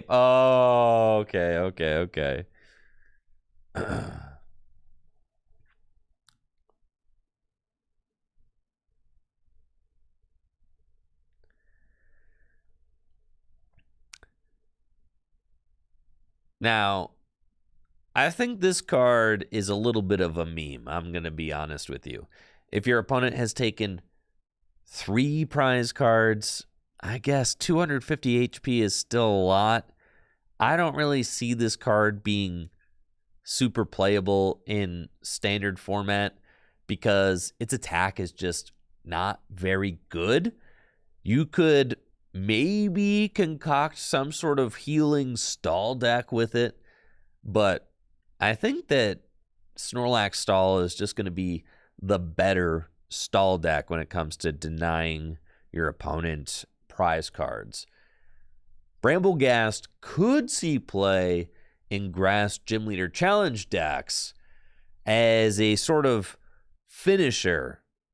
A 250 hit point Pokemon in Gym Leader Challenge is pretty solid, and with both Rillaboom and Venusaur in play, you can pump energy onto your board every turn with Rillaboom's Voltage Beat ability, and then use Venusaur's Jungle Totem to double those up. So if you pump 2 grass energy onto your Bramblegast, that counts as 4 grass energy in the Grass Gym Leader Challenge deck, and then you get to flip 4 coins, you're going to be averaging 160 damage for just 2 energy fully set up. And then Cricketune sometimes sees play as well in Gym Leader Challenge, and it boosts your grass Pokemon's HP. Is it by 40 or is it by 50? It's by 40, right?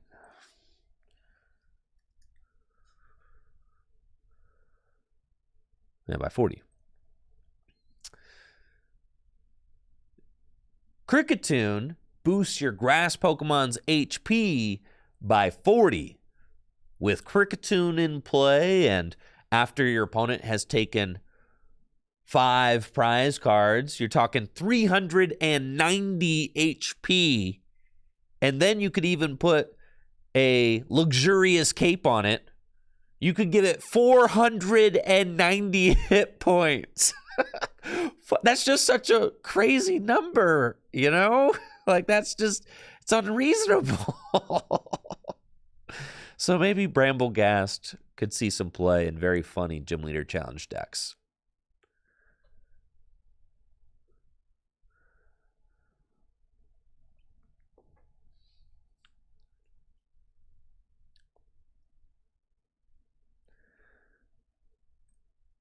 Yeah, he's kind of sick with it. I'm not going to lie. That's kind of crazy.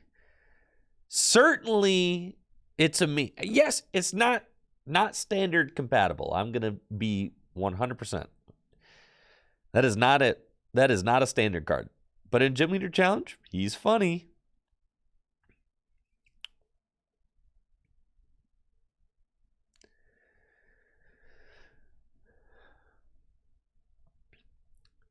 Scavillain, yeah, dude, Cherim rotates.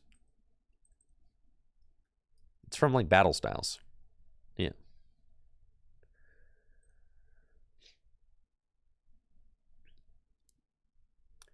Scavillain EX has 260 hit points and 2 attacks. Its first attack, Spicy Bind, costs 1 colorless energy.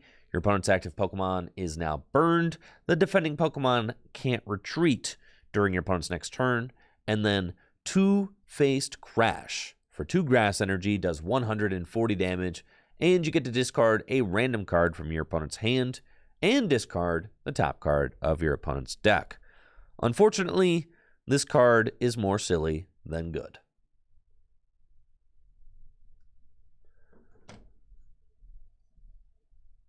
And I'm not really going to say too much more about it than that. Thank you, Joe DM, for the sub and the 25 months. Thank you, thank you. Spherical! It's spherical!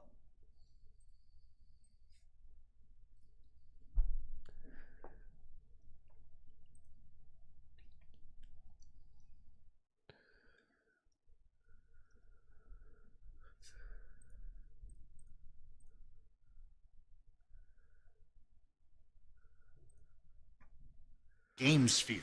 Only the most sophisticated gaming experience ever created by humans, and it's spherical. Spherical!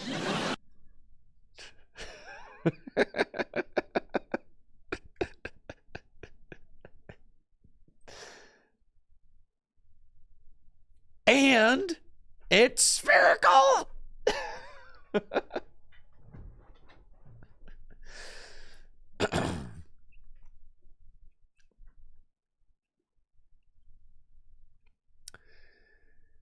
Rabska has the Spherical Shield ability, which prevents all damage from and effects of attacks done to your bench Pokemon by attacks from your opponent's Pokemon. And then Psychic, for 1 grass energy, does 10 damage, plus 30 more damage for each energy attached to your opponent's active Pokemon. This could be useful if you wanted bench protection in your purely grass Torterra EX deck, right? Since you aren't going to want to play a card like Manaphy to protect your bench, since it's a water-type Pokemon, you would want to play a grass-type Pokemon so you can do maximum damage with Torterra, and Rabska would fulfill that role. But honestly, I think bench protection in the form of a Stage 1 is just incredibly underwhelming, even in Gym Leader Challenge format, because some types have access to basic bench protection, and in standard format, I mean, all decks have access to basic benched protection. So Stage 1 bench protection, I'm not feeling it. I don't think this card is good at all.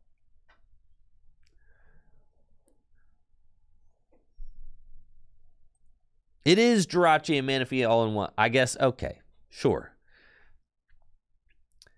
It is worth mentioning that this card does cover the protection of Jirachi and Manaphy all in one. Is it in that it protects your bench from damage counters placed and damage dealt. So it does take up less bench space. And I guess when you put it like that, maybe it's not so bad after all. But these kinds of cards tend to be targeted down and knocked out. And if your Stage 1 gets targeted down and knocked out, then it's harder to get back into play than a basic would be.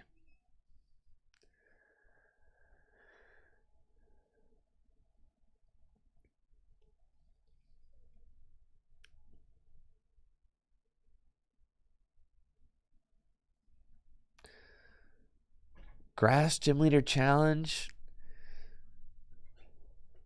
If you're playing I guess if you're playing a Grass Gym Leader Challenge deck and you really hate the Sableye Lost Zone Gym Leader Challenge deck and you want to make sure that you never, ever, ever lose to that matchup, then Rabska is probably your best friend.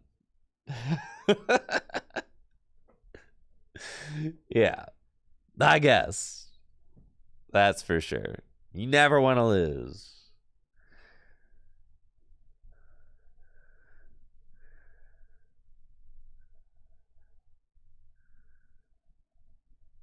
There's a lot of caveats, right?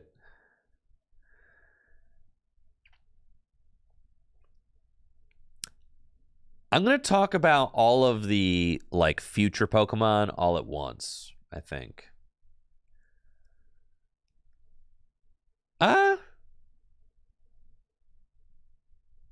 Yeah, I'm going to talk about all the future Pokemon all at once.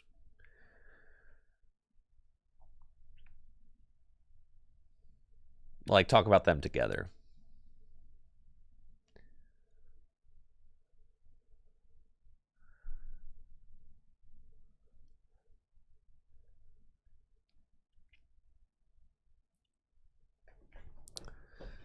The new Magcargo is kind of funny. It's got the Lava Pools ability, which reads whenever your opponent's active Pokemon moves to the bench during their turn, the new active Pokemon is now burned, kind of a punishment for switching. So, their new Pokemon's going to take 20 damage guaranteed from Magcargo's burn. I don't think that this card is very good. Just going to keep it 100 with you. Super conditional. It would be better if the ability was just like once during your turn, you can make your opponent's active burned. But yeah, this ability would be stronger if it just instantly inflicted burn. But having a condition on it and it being a stage 1, I think there's just too many conditional things going on with this card for it to be good.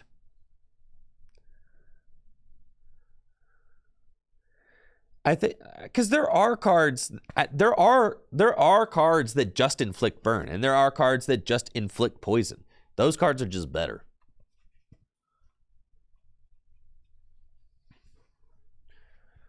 Than this one. And those cards are like not even played. Like, think about it this way. There's a basic Pokemon in Standard right now that automatically inflicts poison, and that card's not being played. So why would you play a stage 1 that sometimes inflicts burn? That's just silly.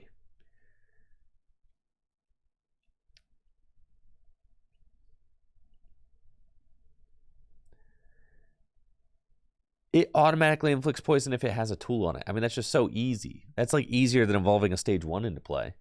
Putting a tool on a basic is easier than evolving a stage 1 into play, period.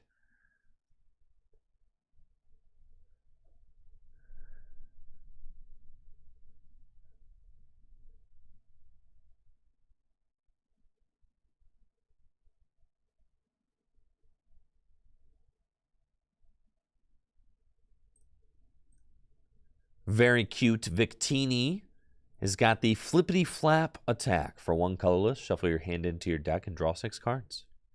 And then burn away 30 damage, discard a special energy from your opponent's active Pokemon.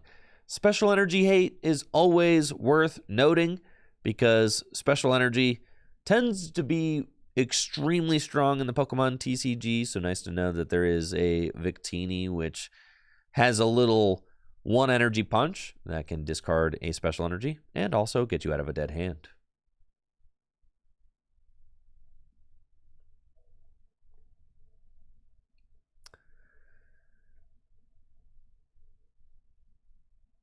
The new Incineroar EX has Incineroar fans pretty excited. It's got the ability Hustle Play that reads attacks used by this Pokemon cost 1 colorless less for each of your opponent's benched Pokemon.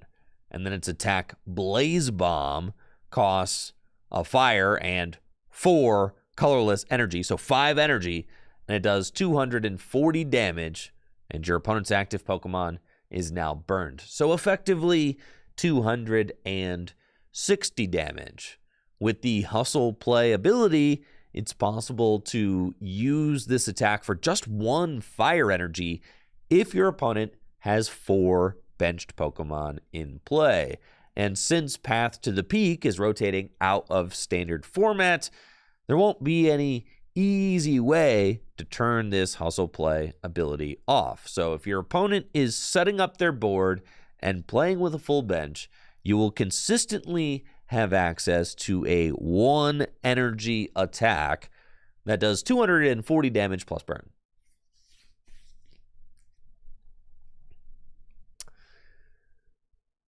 Now that all seems great. My problem with this card is that it very much projects exactly what you are trying to do. As soon as you put a Litten onto the board, your opponent knows that they need to limit the amount of Pokemon they put into play so that you can't just go firing off 1 energy attacks with your Incineroar EX. If your opponent only has 3 bench Pokemon in play, which most decks can probably operate with 3 bench Pokemon, then Blaze Bomb costs 2 energy instead of 1. And 2 energy is much more difficult to get onto the Incineroar EX than just the single fire energy would be. There are other ways to accelerate fire energy into play. You can use Mela, you can use Magma Basin, and you could even use Charizard EX, though I don't suggest putting two different fire type stage 2s in the same deck. I mean, the Charizard EX decks are already playing Pidgeot EX, and that's only because that is one of the most broken stage 2 cards in the format. I definitely don't recommend two stage 2 attackers. It'll make your deck extremely inconsistent. So I think that if you are playing Incineroar EX, you should probably just play it as its own deck with its you should probably play it as its own deck with its own form of energy acceleration, and hope that your opponents just play into your strategy and let you use Blaze Bomb for just one energy. Compared to other big attackers that use fire energy like Charizard EX, I personally think that Charizard EX is just the stronger card because it's more difficult to play around, and at the end of the game, it does more damage. So comparing these cards side by side, I think Charizard EX is just better than Incineroar EX, and I can't really justify playing Incineroar EX when Charizard EX is in the format right there and is already a top deck.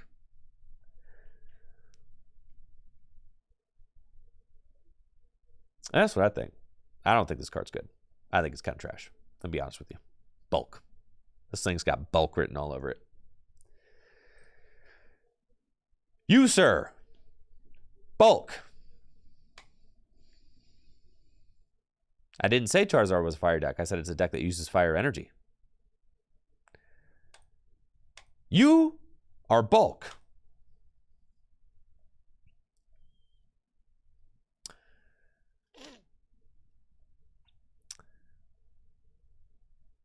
No. I think now I'm not just a fire Pokemon hater, because you know what fire type Pokemon from this set looks like it actually has some real potential? Banana Hat. Gouging Fire EX.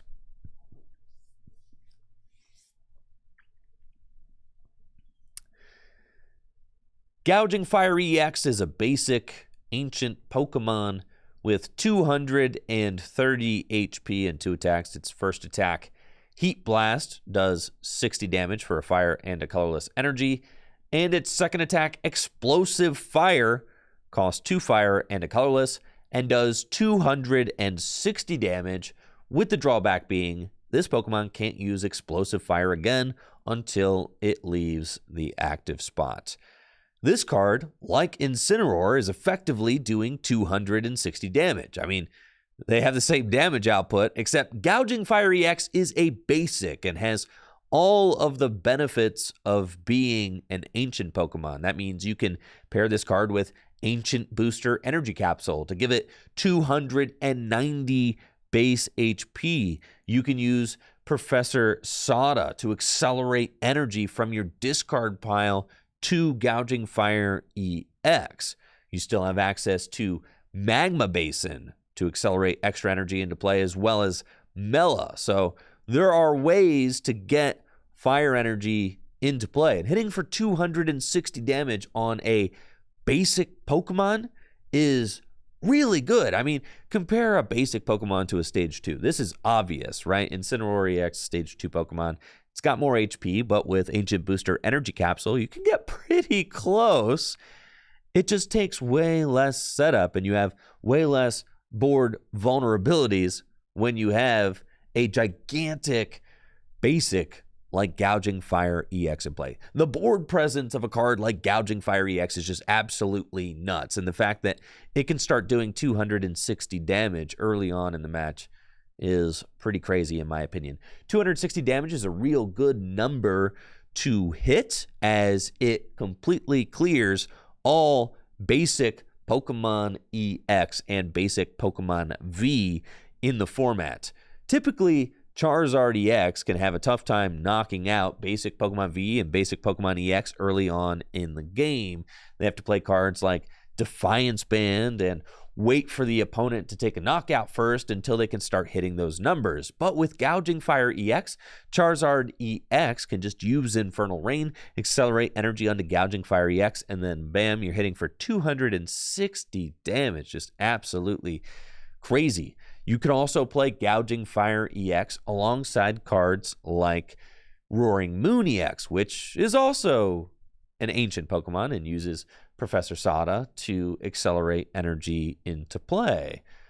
If you play it in an ancient toolbox style deck, you could just swing for 260 damage on turns where maybe you don't have the stadium to discard with Roaring Moon's attack, or where you need to do more than 220 damage, which that occasion certainly arises sometimes.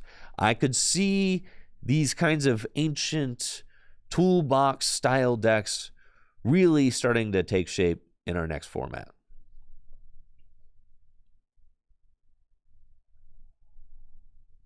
Oh yeah. Oh yeah, oh yeah.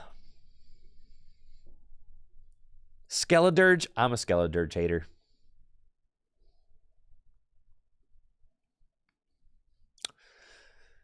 Stage 2s, listen, setting up Stage 2 Pokemon, it's rough out here, all right?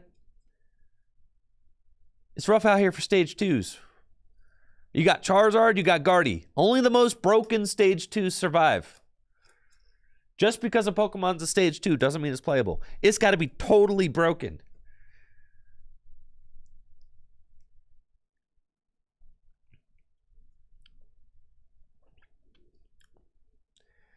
Pidgeot, all right, is in the Charizard deck. Yes, there's Charizard, Pidgeot, but Pidgeot is only played in Charizard and sometimes Snorlax style. Thank you, Noah, for the Prime sub.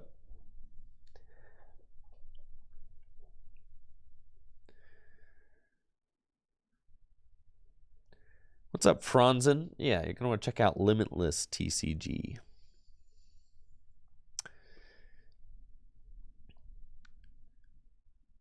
This Feraligatr is a really strong new water attacker for Gym Leader Challenge decks. It's got the ability Torrential Heart. Once during your turn, you may put 5 damage counters on this Pokemon. If you do, attacks used by this Pokemon do 120 more damage to your opponent's active Pokemon. And then Giant Wave costs 2 water energy and does 160 damage, with the drawback being this Pokemon can't use Giant Wave during your next turn. So with the Torrential Heart buff, you can do 280 damage for just 2 water energy, which clears just about anything you could possibly want to knock out in Gym Leader Challenge format. In fact, 160 damage already clears just about everything in Gym Leader Challenge format, except for the really big dudes like Wailord, Torterra, maybe Snorlax with a Cape of Toughness attached to it or something like that. But with the Torrential Heart buff, being able to ramp up to 280 damage means that you're going to clear even the biggest attackers in Gym Leader Challenge format with Feraligatr. And there are successful water builds that don't rely on heavy energy acceleration and instead just use cards like Raihan and Aqua Patch to accelerate energy into play. I think Feraligatr would go really well in those low maintenance water builds that have low energy attacks.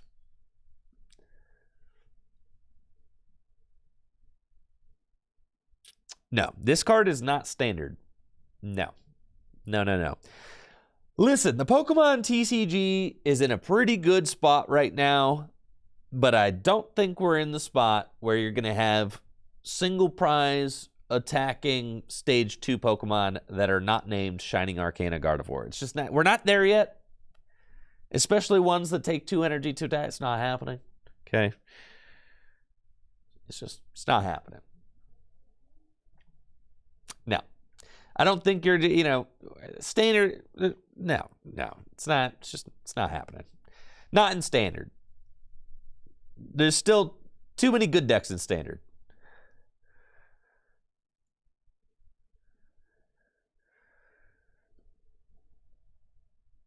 Yes, it is only to the active.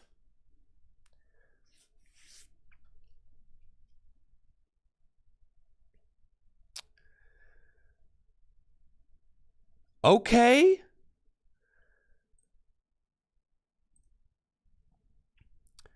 Sharpedo is an interesting card. It's got the Bite Away attack for 2 colorless energy. Does 50 damage, and you flip 3 coins. For each heads, discard a random card from your opponent's hand. Now this is a control card. I mean, just through and through. That's a hand removal card. You can play Sharpedo with double turbo energy and reversal energy, since you're probably playing this in a control style deck to try and limit what your opponent has access to in their hand. If you flip 3 heads, I mean, discarding 3 cards from your opponent's hand is pretty crazy. And with the new Hand Trimmer item card, which we'll talk about in a little bit, you can limit your opponent's hand to just 5. And then if you discard, 2 or 3 cards, that's pretty good. And you are discarding randomly, so you have a shot to hit something good. Your opponent doesn't have the choice as to which cards you're going to be discarding. Now, I think this is kind of funny and cute, interesting, but it being a stage 1 Pokemon definitely holds it back, because having a basic Pokemon like Block Snorlax is just so much easier to use and to really, pester your opponent with in a game of Pokemon. Having to set up stage 1s and then stream those stage 1s back to back, I don't really see this being successful. I think Snorlax is just better.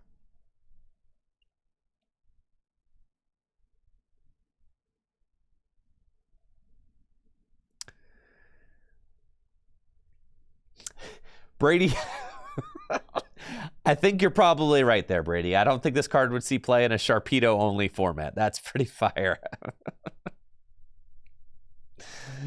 It's true. Cute Snom, but it's got a retreat cost of 2. That's a deal breaker.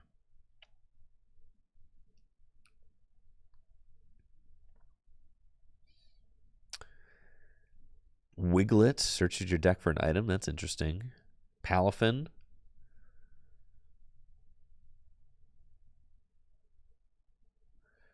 That's interesting. 130 damage for 1.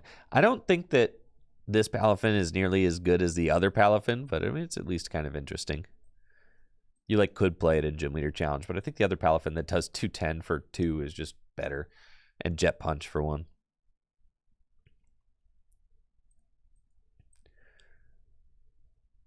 Walking Wake EX, or the, the Dinosaur Suicune. Walking Wake EX is another basic ancient Pokemon from Temporal Forces. It's got the ability Azure Wave, which reads damage from attacks used by this Pokemon are not affected by any effects on the opponent's active Pokemon. So it effectively gives itself the Shred style ability on all of its attacks, going through the likes of Mimikyu or anything that prevents damage. It doesn't really care about any of that, which can be useful if your deck typically has problems with those kinds of walling strategies. Its attack, Cathartic Roar, costs a water and 2 colorless energy and does 120 damage. And if your opponent's active Pokemon is affected by a special condition, does 120 more damage. If you have Brute Bonnet in play with an Ancient Booster Energy Capsule attached to it, you can inflict poison on your opponent's active Pokemon and then use Cathartic Roar for 240 damage. After poison, that's effectively 250 damage. Unfortunately, there's not a lot of great ways to accelerate water energy onto Walking Wake EX. You could pair Walking Wake with Origin Form Palkia V-Star. I mean, it's still probably the best water accelerator in format. There's also Kyurem VMAX. If you want to play Kyurem VMAX, you could accelerate water energy into play that way. So maybe this card sees play in water decks.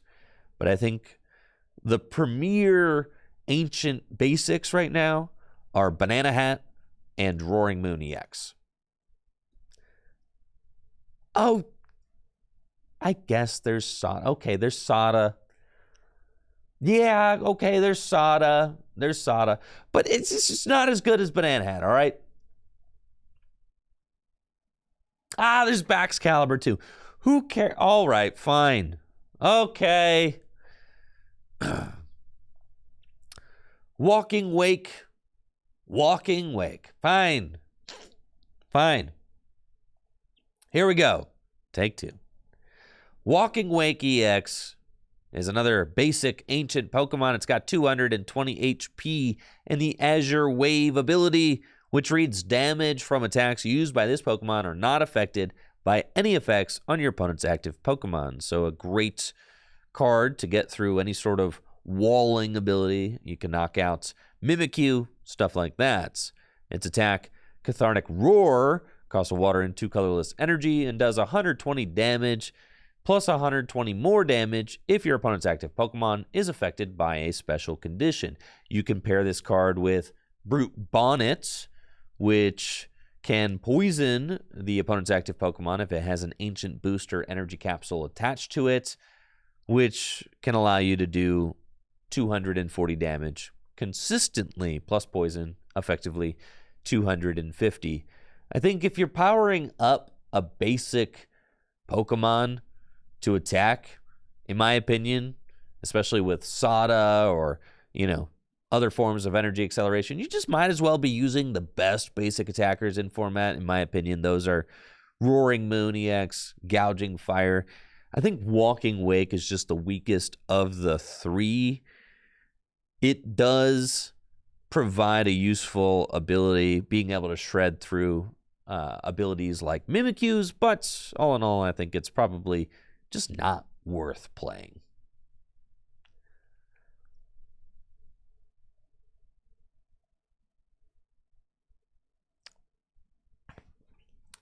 Long Neck is trash. I know Long Neck is trash. I'm getting there.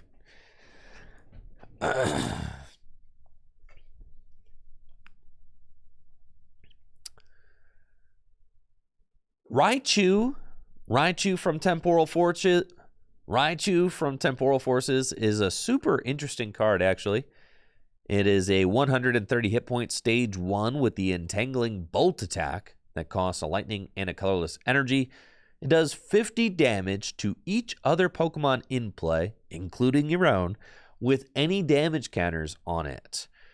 So this card could certainly see play in spread type Lightning GLC decks. I don't really see this card seeing any success in standard format, but spread decks are really popular in Gym Leader Challenge formats, and Lightning has a lot of great spread assets. You've got the Tapu Koko promo, which has the Flying Flip attack for just 2 colorless energy, does 20 damage to all of your opponent's Pokemon. And then you've also got the Electivire, which can do 50 damage to all of your opponent's Pokemon. So if you use Tapu Koko or Electivire first, then you can clean up with Raichu's Entangling Bolt to do 50 damage to all of your opponent's Pokemon that already have damage counters on them. You just got to hope that your opponent isn't also playing a spread deck, or you're going to be doing 50 damage to all of your own guys as well.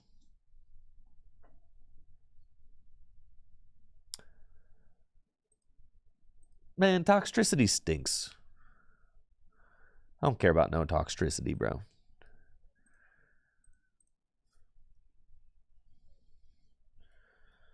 Why in the world would I ever play Toxtricity? Why would I ever attack with this thing? No. This card's trash. Why would I attack with this thing if I could just Flying Flip? Flying Flip's better than this. It's a stage 1. The heck? 20 to everything plus poison? Yeah, Flying Flip is better. Bro, why would I do that if I could just do this? Why would I play both if I could just Rescue Stretcher and do it again? What are you talking about? Why? Why would I play both? I could just Rescue Stretcher and do it again. Why would you play both? If it's prized, I'll use Hisui and Heavy Ball. Why are you playing Electivire? Because you want to... This is a basic Pokemon that you can stream. You can stream back-to-back turns. You cannot stream Stage 1 Pokemon back-to-back turns. So, like, say I attack with Electivire, and then it gets knocked out. I can't just attack with Electivire again, unless I do some silly Thornton stuff, right? But if I attack with Electivire, and I have Pikachu on my bench, then I can do 50 damage again the next turn. Because I can attack with Raichu. Man. I ain't getting into this, all right?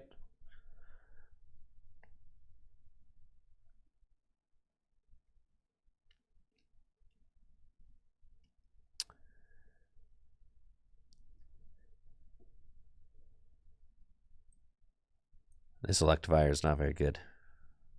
Sad. I love Electivire.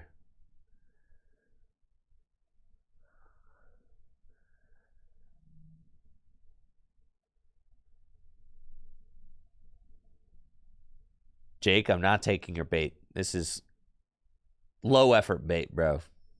Low effort.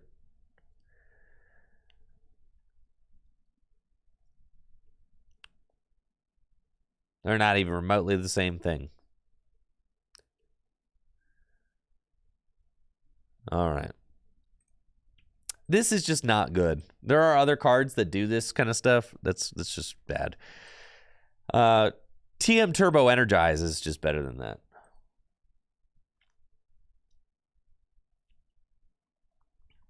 Wugtrio. Wugtrio EX is a lightning type Pokemon EX with 250 HP and 2 attacks. Its first attack, Triple Pump, costs a water energy, and you can discard up to 3 energy cards from your hand. This attack does 60 damage to one of your opponent's Pokemon for each energy card you discarded in this way. And then Stun Hold costs 2 water, does 120 damage, and during your opponent's next turn, the defending Pokemon can't retreat.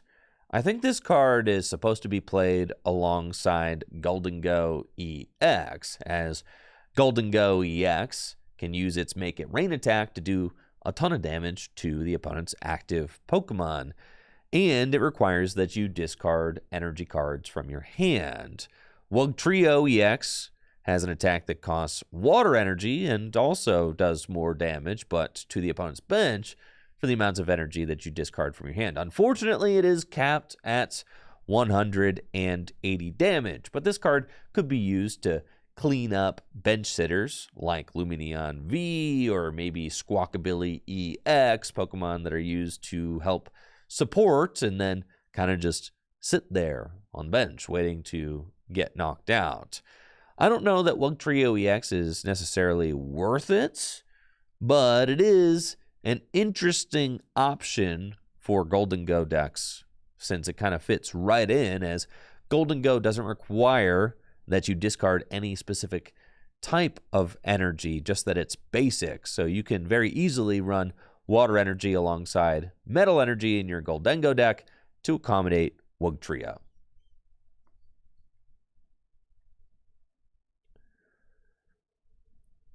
I don't think that you play this with Baxcalibur because you don't need to accelerate water energy into play.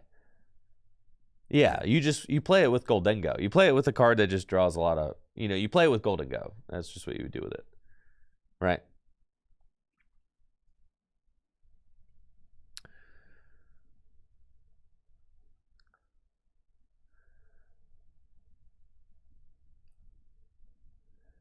Man, why do they have to make these basic lightning Pokemon so bad?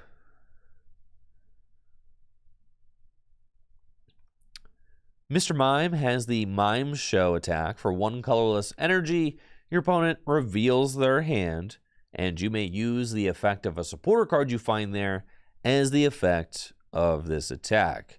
It's kind of interesting because it can allow you to effectively play 2 supporters in a turn. Imagine you could use Professor's Research and then Mime Show and research again, or, Mime Show and Iono, and see a lot of cards. But the fact that this attack costs an energy to use and you have to have the Mr. Mime in the active spot, I feel like kind of holds it back. There was a Smeargle that saw a lot of play when it was legal with the Portrait Pokepower, and it kind of reminds me a little bit of this Mr. Mime, except Smeargle was actually good, and that's because the Portrait Pokepower allows you to look at your opponent's hand so long as Smeargle's in the active, and you can find a supporter there and use it as the effect of the Pokepower. The major difference between the Mr. Mime and Smeargle is that Smeargle's Portrait doesn't end your turn, and it doesn't cost any energy to use. You could just throw the Smeargle in the active spot, find a supporter, and use it. So you can see the power level of a card like Smeargle is just levels higher than a card like Mr. Mime. So when I read a card like Mr. Mime, I'm just underwhelmed.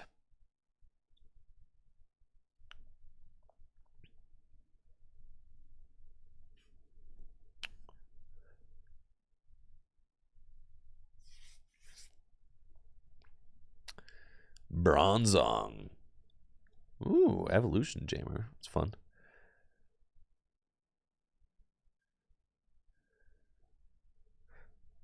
It's kind of funny. It's Thursday, Dank.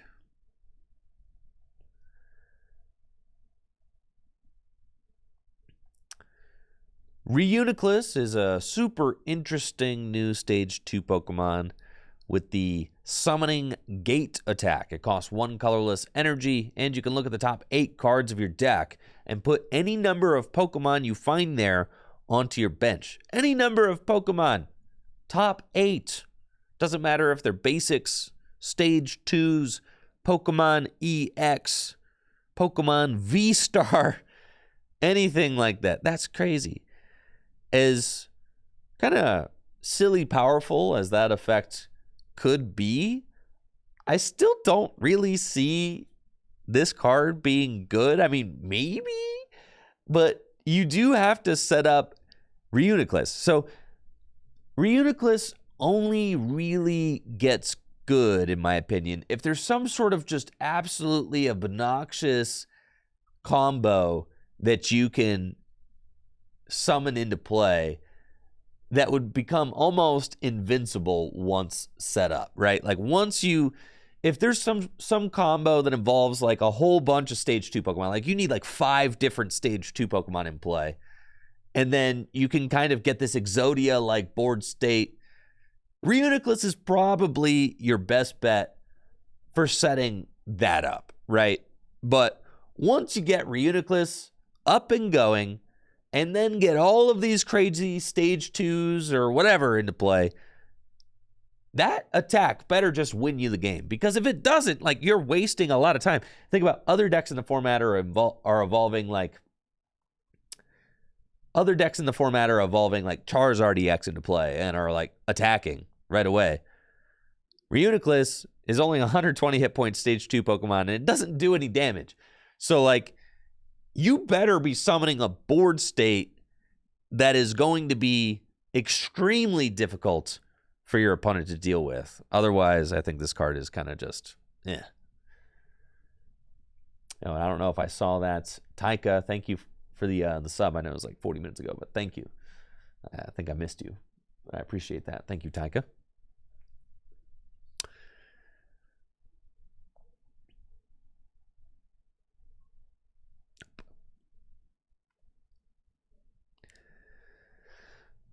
Rabombi. No, this card's just bad, bro. It's just bad. I can't even talk about it, man. It's just so bad.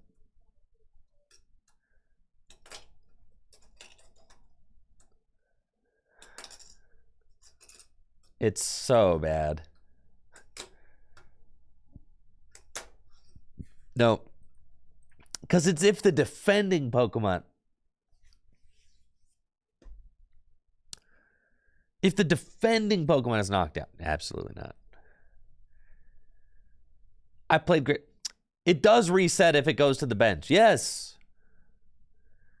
No, all they have to do is switch it. And it only gets you one extra prize card.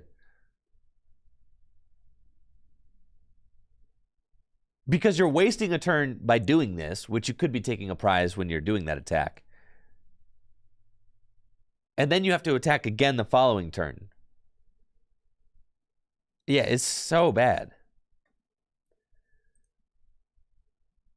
No, this is so bad, bro. Because the reason that attacks like this never end up being good is because your opponent can just switch out of it. Like, so you go up with your silly Rabombi, which you had to evolve from a Cutie Fly, which only has 30 hit points, by the way. Then you evolve your silly Rabombi, and you do 30 damage to your opponent's active Charizard EX. And you're like, oh, just wait. Just you wait. I'm going to get you next turn, right? I'm going to get you next turn for 3 prize cards. Or 4 prize cards. I'm going to get you, right? And then they use Pidgeot to search out their switch, and they switch into a new Charizard. And you're like, dang it. Dang it. Ah! If you boss it again, does it work? No, because it gets all effects on your opponent's active Pokemon get reset when they go to the bench. All. Say your opponent has a Giratina V-Star in the active, and you set up your silly little Rabombi, and you're gonna hit that Giratina V-Star for 30 damage. You're gonna be like, just you wait. I've got a really good attacker. Next turn, I'm going to knock you out for 4 prizes. Then they play Jet Energy on their Comfy, they Flower Select, and then they retreat back into the Giratina, and they knock you out. And they probably just obliterate you with their V-Star power, just like Vinny did to that Charmander in the finals.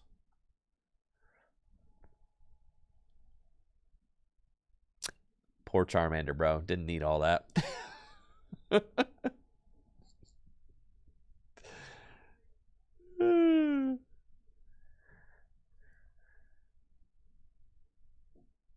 No, those cards just they're never good.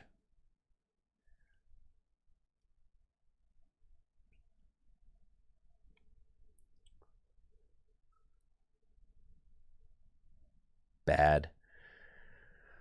Fluttermane.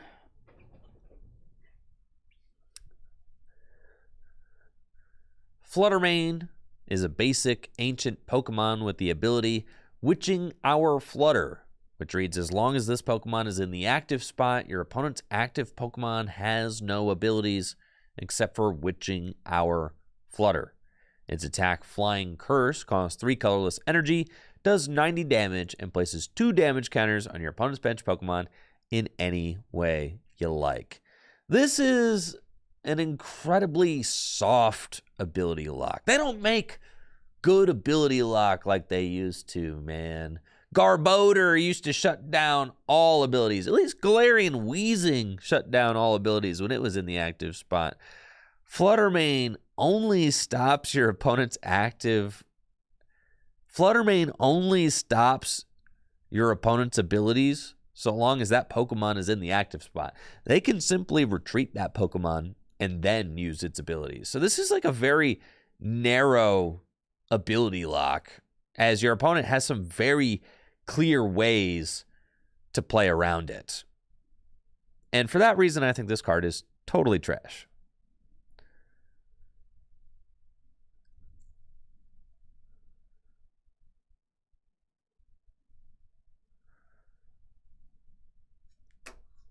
Listen, isn't this worse Klefki? Yes. At least Klefki stops all basics.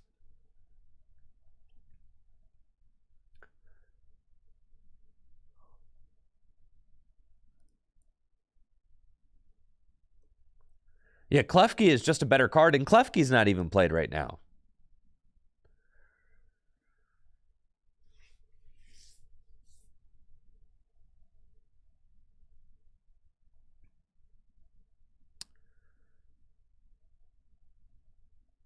See, future guys. I'll talk about the future guys all at once.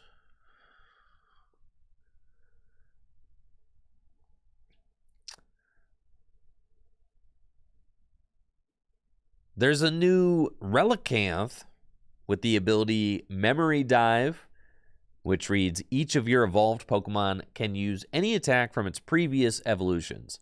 They have printed this style of ability before. It has always seen very narrow play. Maybe they have something in mind cooked up for Relicanth in the future, and maybe it'll see play in some sort of niche deck. I know people are thinking about Relicanth with the new Incineroar EX because there is a Litten and a Torracat that are somewhat decent, even though they have attacks that cost 2 fire energy.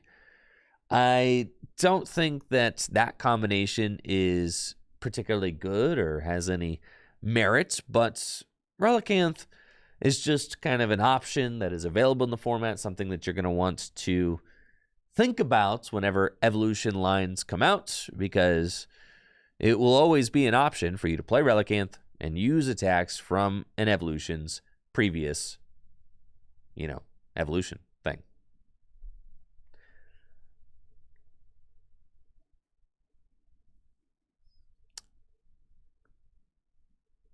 When you play this Pokemon from your hand on your bench during turn, you may search your deck for 3 basic energy and discard them. How is this good? What are we doing this? Is this just for... They were like, you know what? Koraidon isn't doing enough.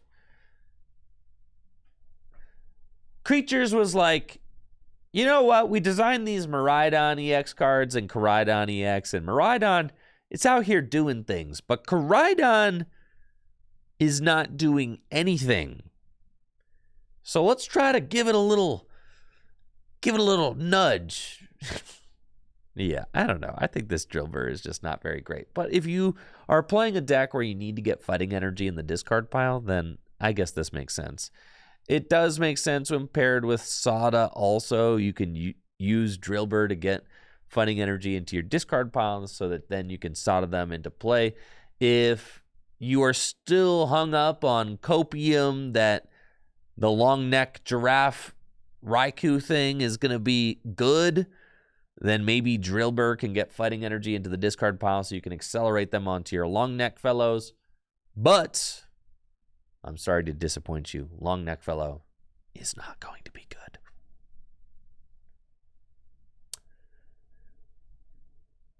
Raging Bolt is going to be mid.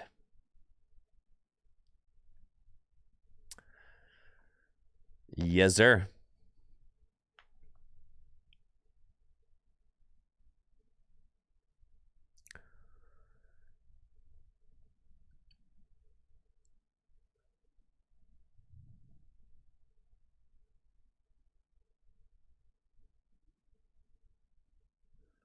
No.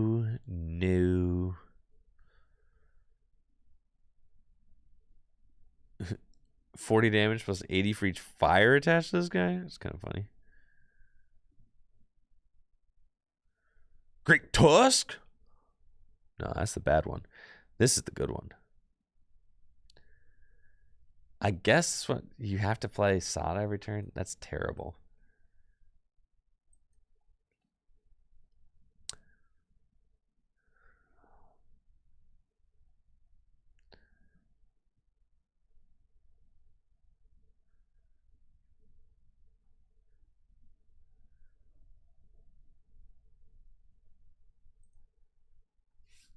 No. This is terrible. You have to play Sada every turn. No.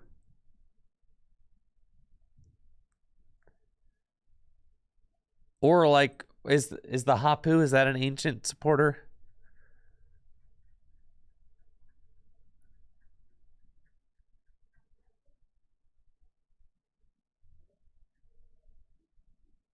Yeah, Explorer's Guide. I guess. It seems so bad.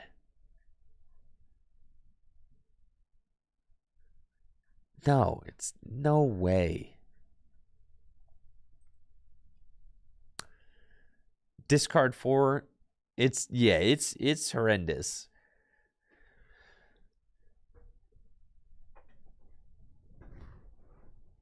And you need 2 energy every turn.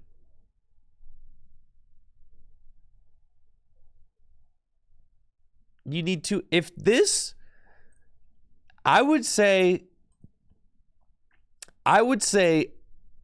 this card would be playable if that first attack costs 1 fighting. I would allow you all to have some hope and think about it if it costs 1 fighting energy. But with the attack cost being 2 colorless energy, absolutely not. Your opponent's knocking this thing out every turn from turn 1 or turn 2 onwards. Oh, I know you can attach Plasada or double turbo energy, but I'm telling you, no. It's going to be way too difficult. You're just better off playing Snorlax Control. No. It's not worth it. It's not worth it.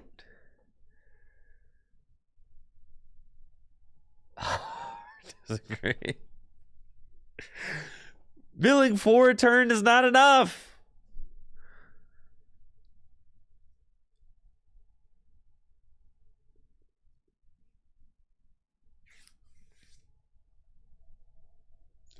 In a perfect scenario, you mill 16 cards. All right, so say you're playing a deck with just 4 Great Tusk in it, okay?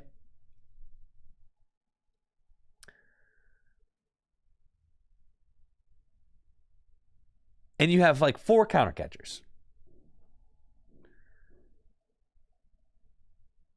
And you got 4 Great Tusk, and that's like the whole deck. That's it, right? And you play 4 Explorers and you play 4 Sada, and that's it for the supporters.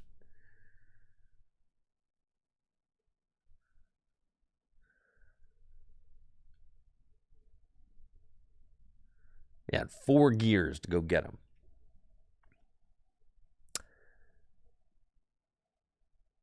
Say you go second and get the turn 1 mill. It's 4 cards, and your opponent takes a prize. Okay, and then you bring up another one, you mill 4 more cards, and your opponent takes another prize. And then you mill 4 more cards, and your opponent takes another prize. And then you mill 4 more cards, and your opponent takes another prize. What's the most amount of cards you can mill doing this? Like 4 times 5? Or is it 6? 6? 4 times 6? 24? You mill 24 cards?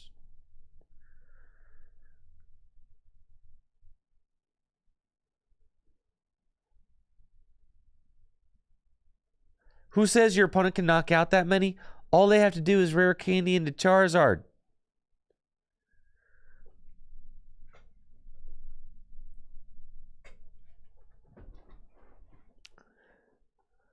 But I guess, all right, so then what? You're saying I have Ancient Booster Energy Capsule? You're saying I have 8, so it's 290 hit points, so they'll never knock me out? Is that what you're saying?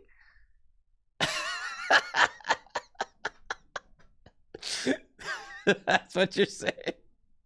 And then you Gus Rotom with Wasteland. Is that what you're saying?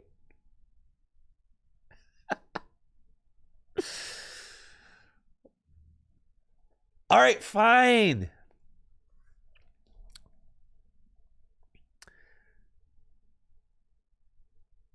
There are 2 new Great Tusk from Temporal Forces.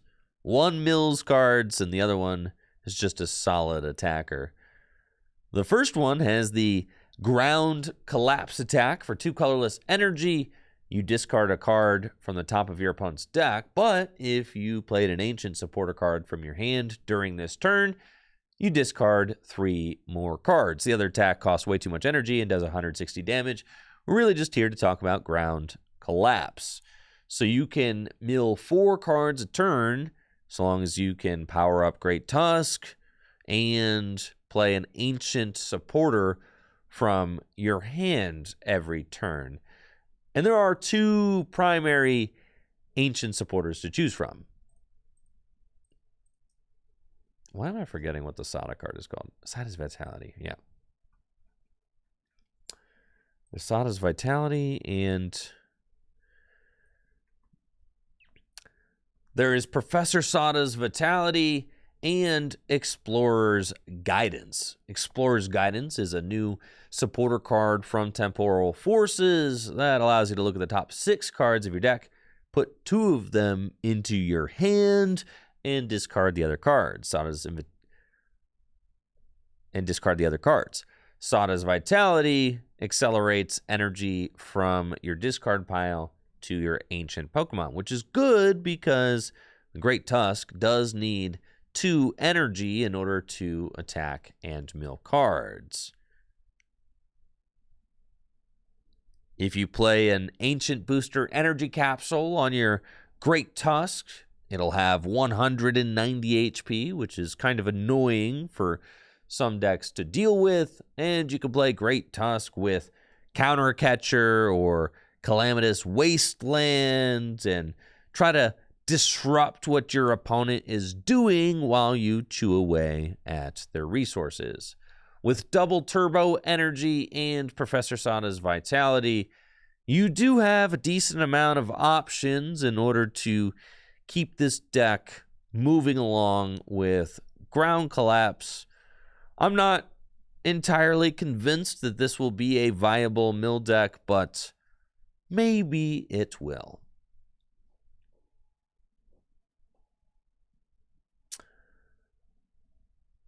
Is it plus 60 hit points? All right. With an Ancient Booster Energy Capsule attached, it'll have 200 hit points, which will be pretty enough. With an Ancient Booster Energy Capsule attached, it'll have 200 hit points, which will be pretty difficult for some decks to deal with. There we go. Whatever, I'll fix that up. That'll be fine.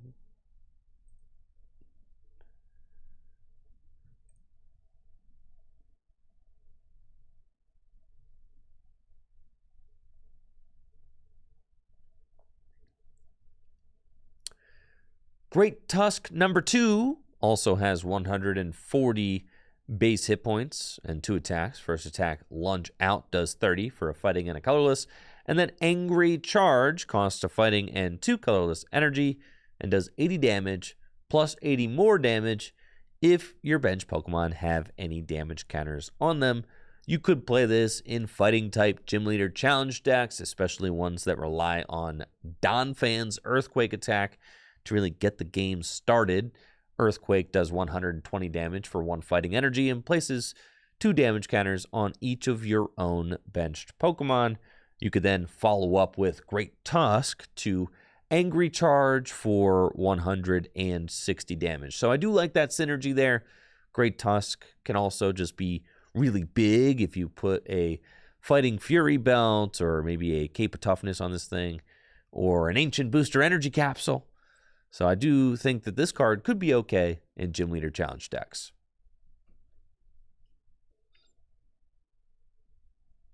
Don't like Sandy Shocks. Iron Boulder EX. No, we're going to talk about all the future Pokemon all at once. All right, Gengar EX. Gengar EX is a really cool looking Pokemon EX. It's got 310 hit points and the Gnawing Curse ability, which reads, whenever your opponent attaches an energy card from their hand to one of their Pokemon, put 2 damage counters on that Pokemon. Its attack, Tricky Steps, costs 2 darkness energy, does 160 damage, and you may move an energy from your opponent's active Pokemon to one of their bench Pokemon. I am sorry to say that this card is not good. It is bulk. It does not do enough damage. It does not disrupt enough. It does not place enough damage counters with its Gnawing Curse ability. This kind of ability has existed for a long time in the Pokemon TCG. It has pretty much never been good. I mean, just almost never. There was a Rocklock deck back in 2006. This ability was okay. Pretty sure Dark Ampharos did this, right?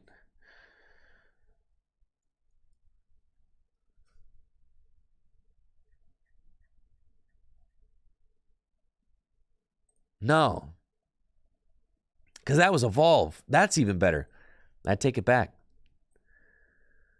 This kind of ability has never been good in the Pokemon TCG, as, taking incremental damage when you attach energies, just not great. There's also just a lot of decks in the format that accelerate energy from the discard pile. I mean, Roaring Moon decks use Dark Patch and Professor Sada's Vitality to accelerate energy into play, so they'll never take extra damage from Gengar EX's Gnawing Curse ability. This card is destined for the bulk bin.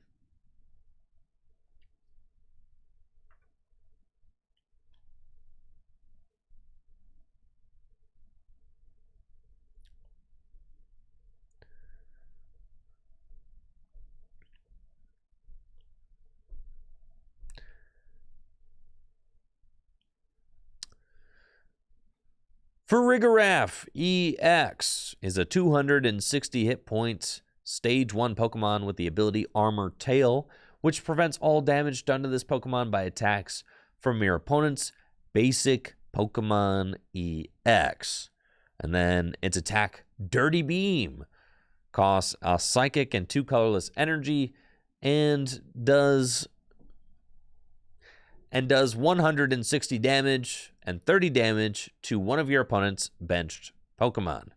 So just kind of vanilla attacks, a decent attack with an ability that prevents damage from your opponent's basic Pokemon EX. But if we think about the best basic Pokemon EX in the format, there are the new future Pokemon EX, so those are going to be pretty good. But the future deck will also play non-EX attackers, since they will all have access to the Miraidon, which can certainly attack and deal damage.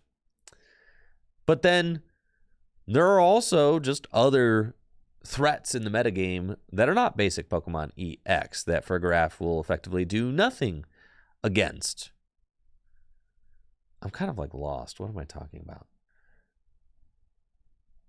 Man, I'm getting tired. I'm not going to lie. I got in at 2 a.m. last night. I think I'm probably just barely going to make it through the Dark Pokemon, and I'm going to finish the set review tomorrow. Because TCG Live's undergoing maintenance anyway, so either I was going to take tomorrow off or I was just going to finish this. So I think I'll just finish the set review tomorrow. My brain fog is kind of crazy right now. All right, I'm going to get through Farigiraf EX, and then, I'm going to have to rest up. I'm going to be honest with you. I don't want to do a bad job. I wanted to check in for a little bit, though, talk about the tournament and do all that. So, what's up? Let me get through Farigiraf, and then I'll be done. All right. What's up?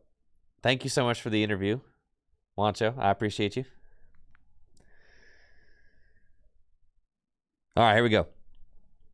Farigiraf EX is a new Stage 1 Pokemon EX from Temporal Forces. It's got the Armor Tail ability, which prevents all damage done to this Pokemon by attacks from your opponent's basic Pokemon EX. Its attack, Dirty Beam, costs a Psychic and 2 colorless energy.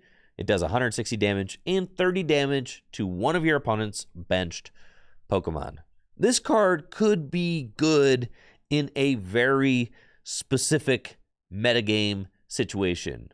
Very much like Alolan Vulpix V-Star was good for, a couple of tournaments. It wasn't a meta-defining card, but in the right situation, this card could really shine. It obviously has a lot of counters. I mean, Giratina V-Star doesn't care about a Giratina V-Star does not care about a Farigiraf. It's kind of a hard name to say, Giratina V-Star does not care about a Farigiraf EX. Charizard EX does not care about a Farigiraf EX. Roaring Moon EX doesn't even care about a Farigiraf EX because it can just Frenzied Gouging and knock this thing out instantly, since Armor Tail only prevents damage dealt and not effects of attacks. You could put a Miracle Energy on it, I guess, which is a new special energy that does prevent the effects of attacks, but for the most part, I think there's going to be a lot of ways to play around the Armor Tail ability. I mean, even the new Walking Wake EX prevents all effects on your opponent's active Pokemon when it attacks. So, I mean, there are ways to get around this thing. What did I call it? Mist Energy? What did I call it? Miracle Energy? There's even the new Mist Energy, which prevents all effects of attacks done to the Pokemon that it's attached to. There we go. I'll slide that in post. So all in all, I think Farigiraf EX could see some play in very specific situations, but it certainly won't be a meta-defining card, as its ability is a little bit too narrow. All right, that's it for today's stream. I'm barely making it through. I will finish the set review tomorrow after I've rested up a little bit more. There's still a lot more cards to talk about from Temporal Forces, which I am very excited to do. Thank you all so much for hanging out during the brief stream today. We'll be back tomorrow. There's maintenance on the Pokemon Trading Card Game Live tomorrow, so it'll be a great day to finish up the set review anyhow. Y'all take it easy and have a good one. I'll be back tomorrow. Thanks again. I gotta rest. Yeah, I got in at like 2 a.m. I'm barely awake in my chair right now, so. Yeah.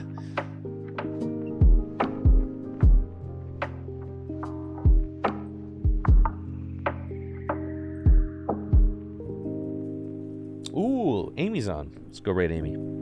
See ya.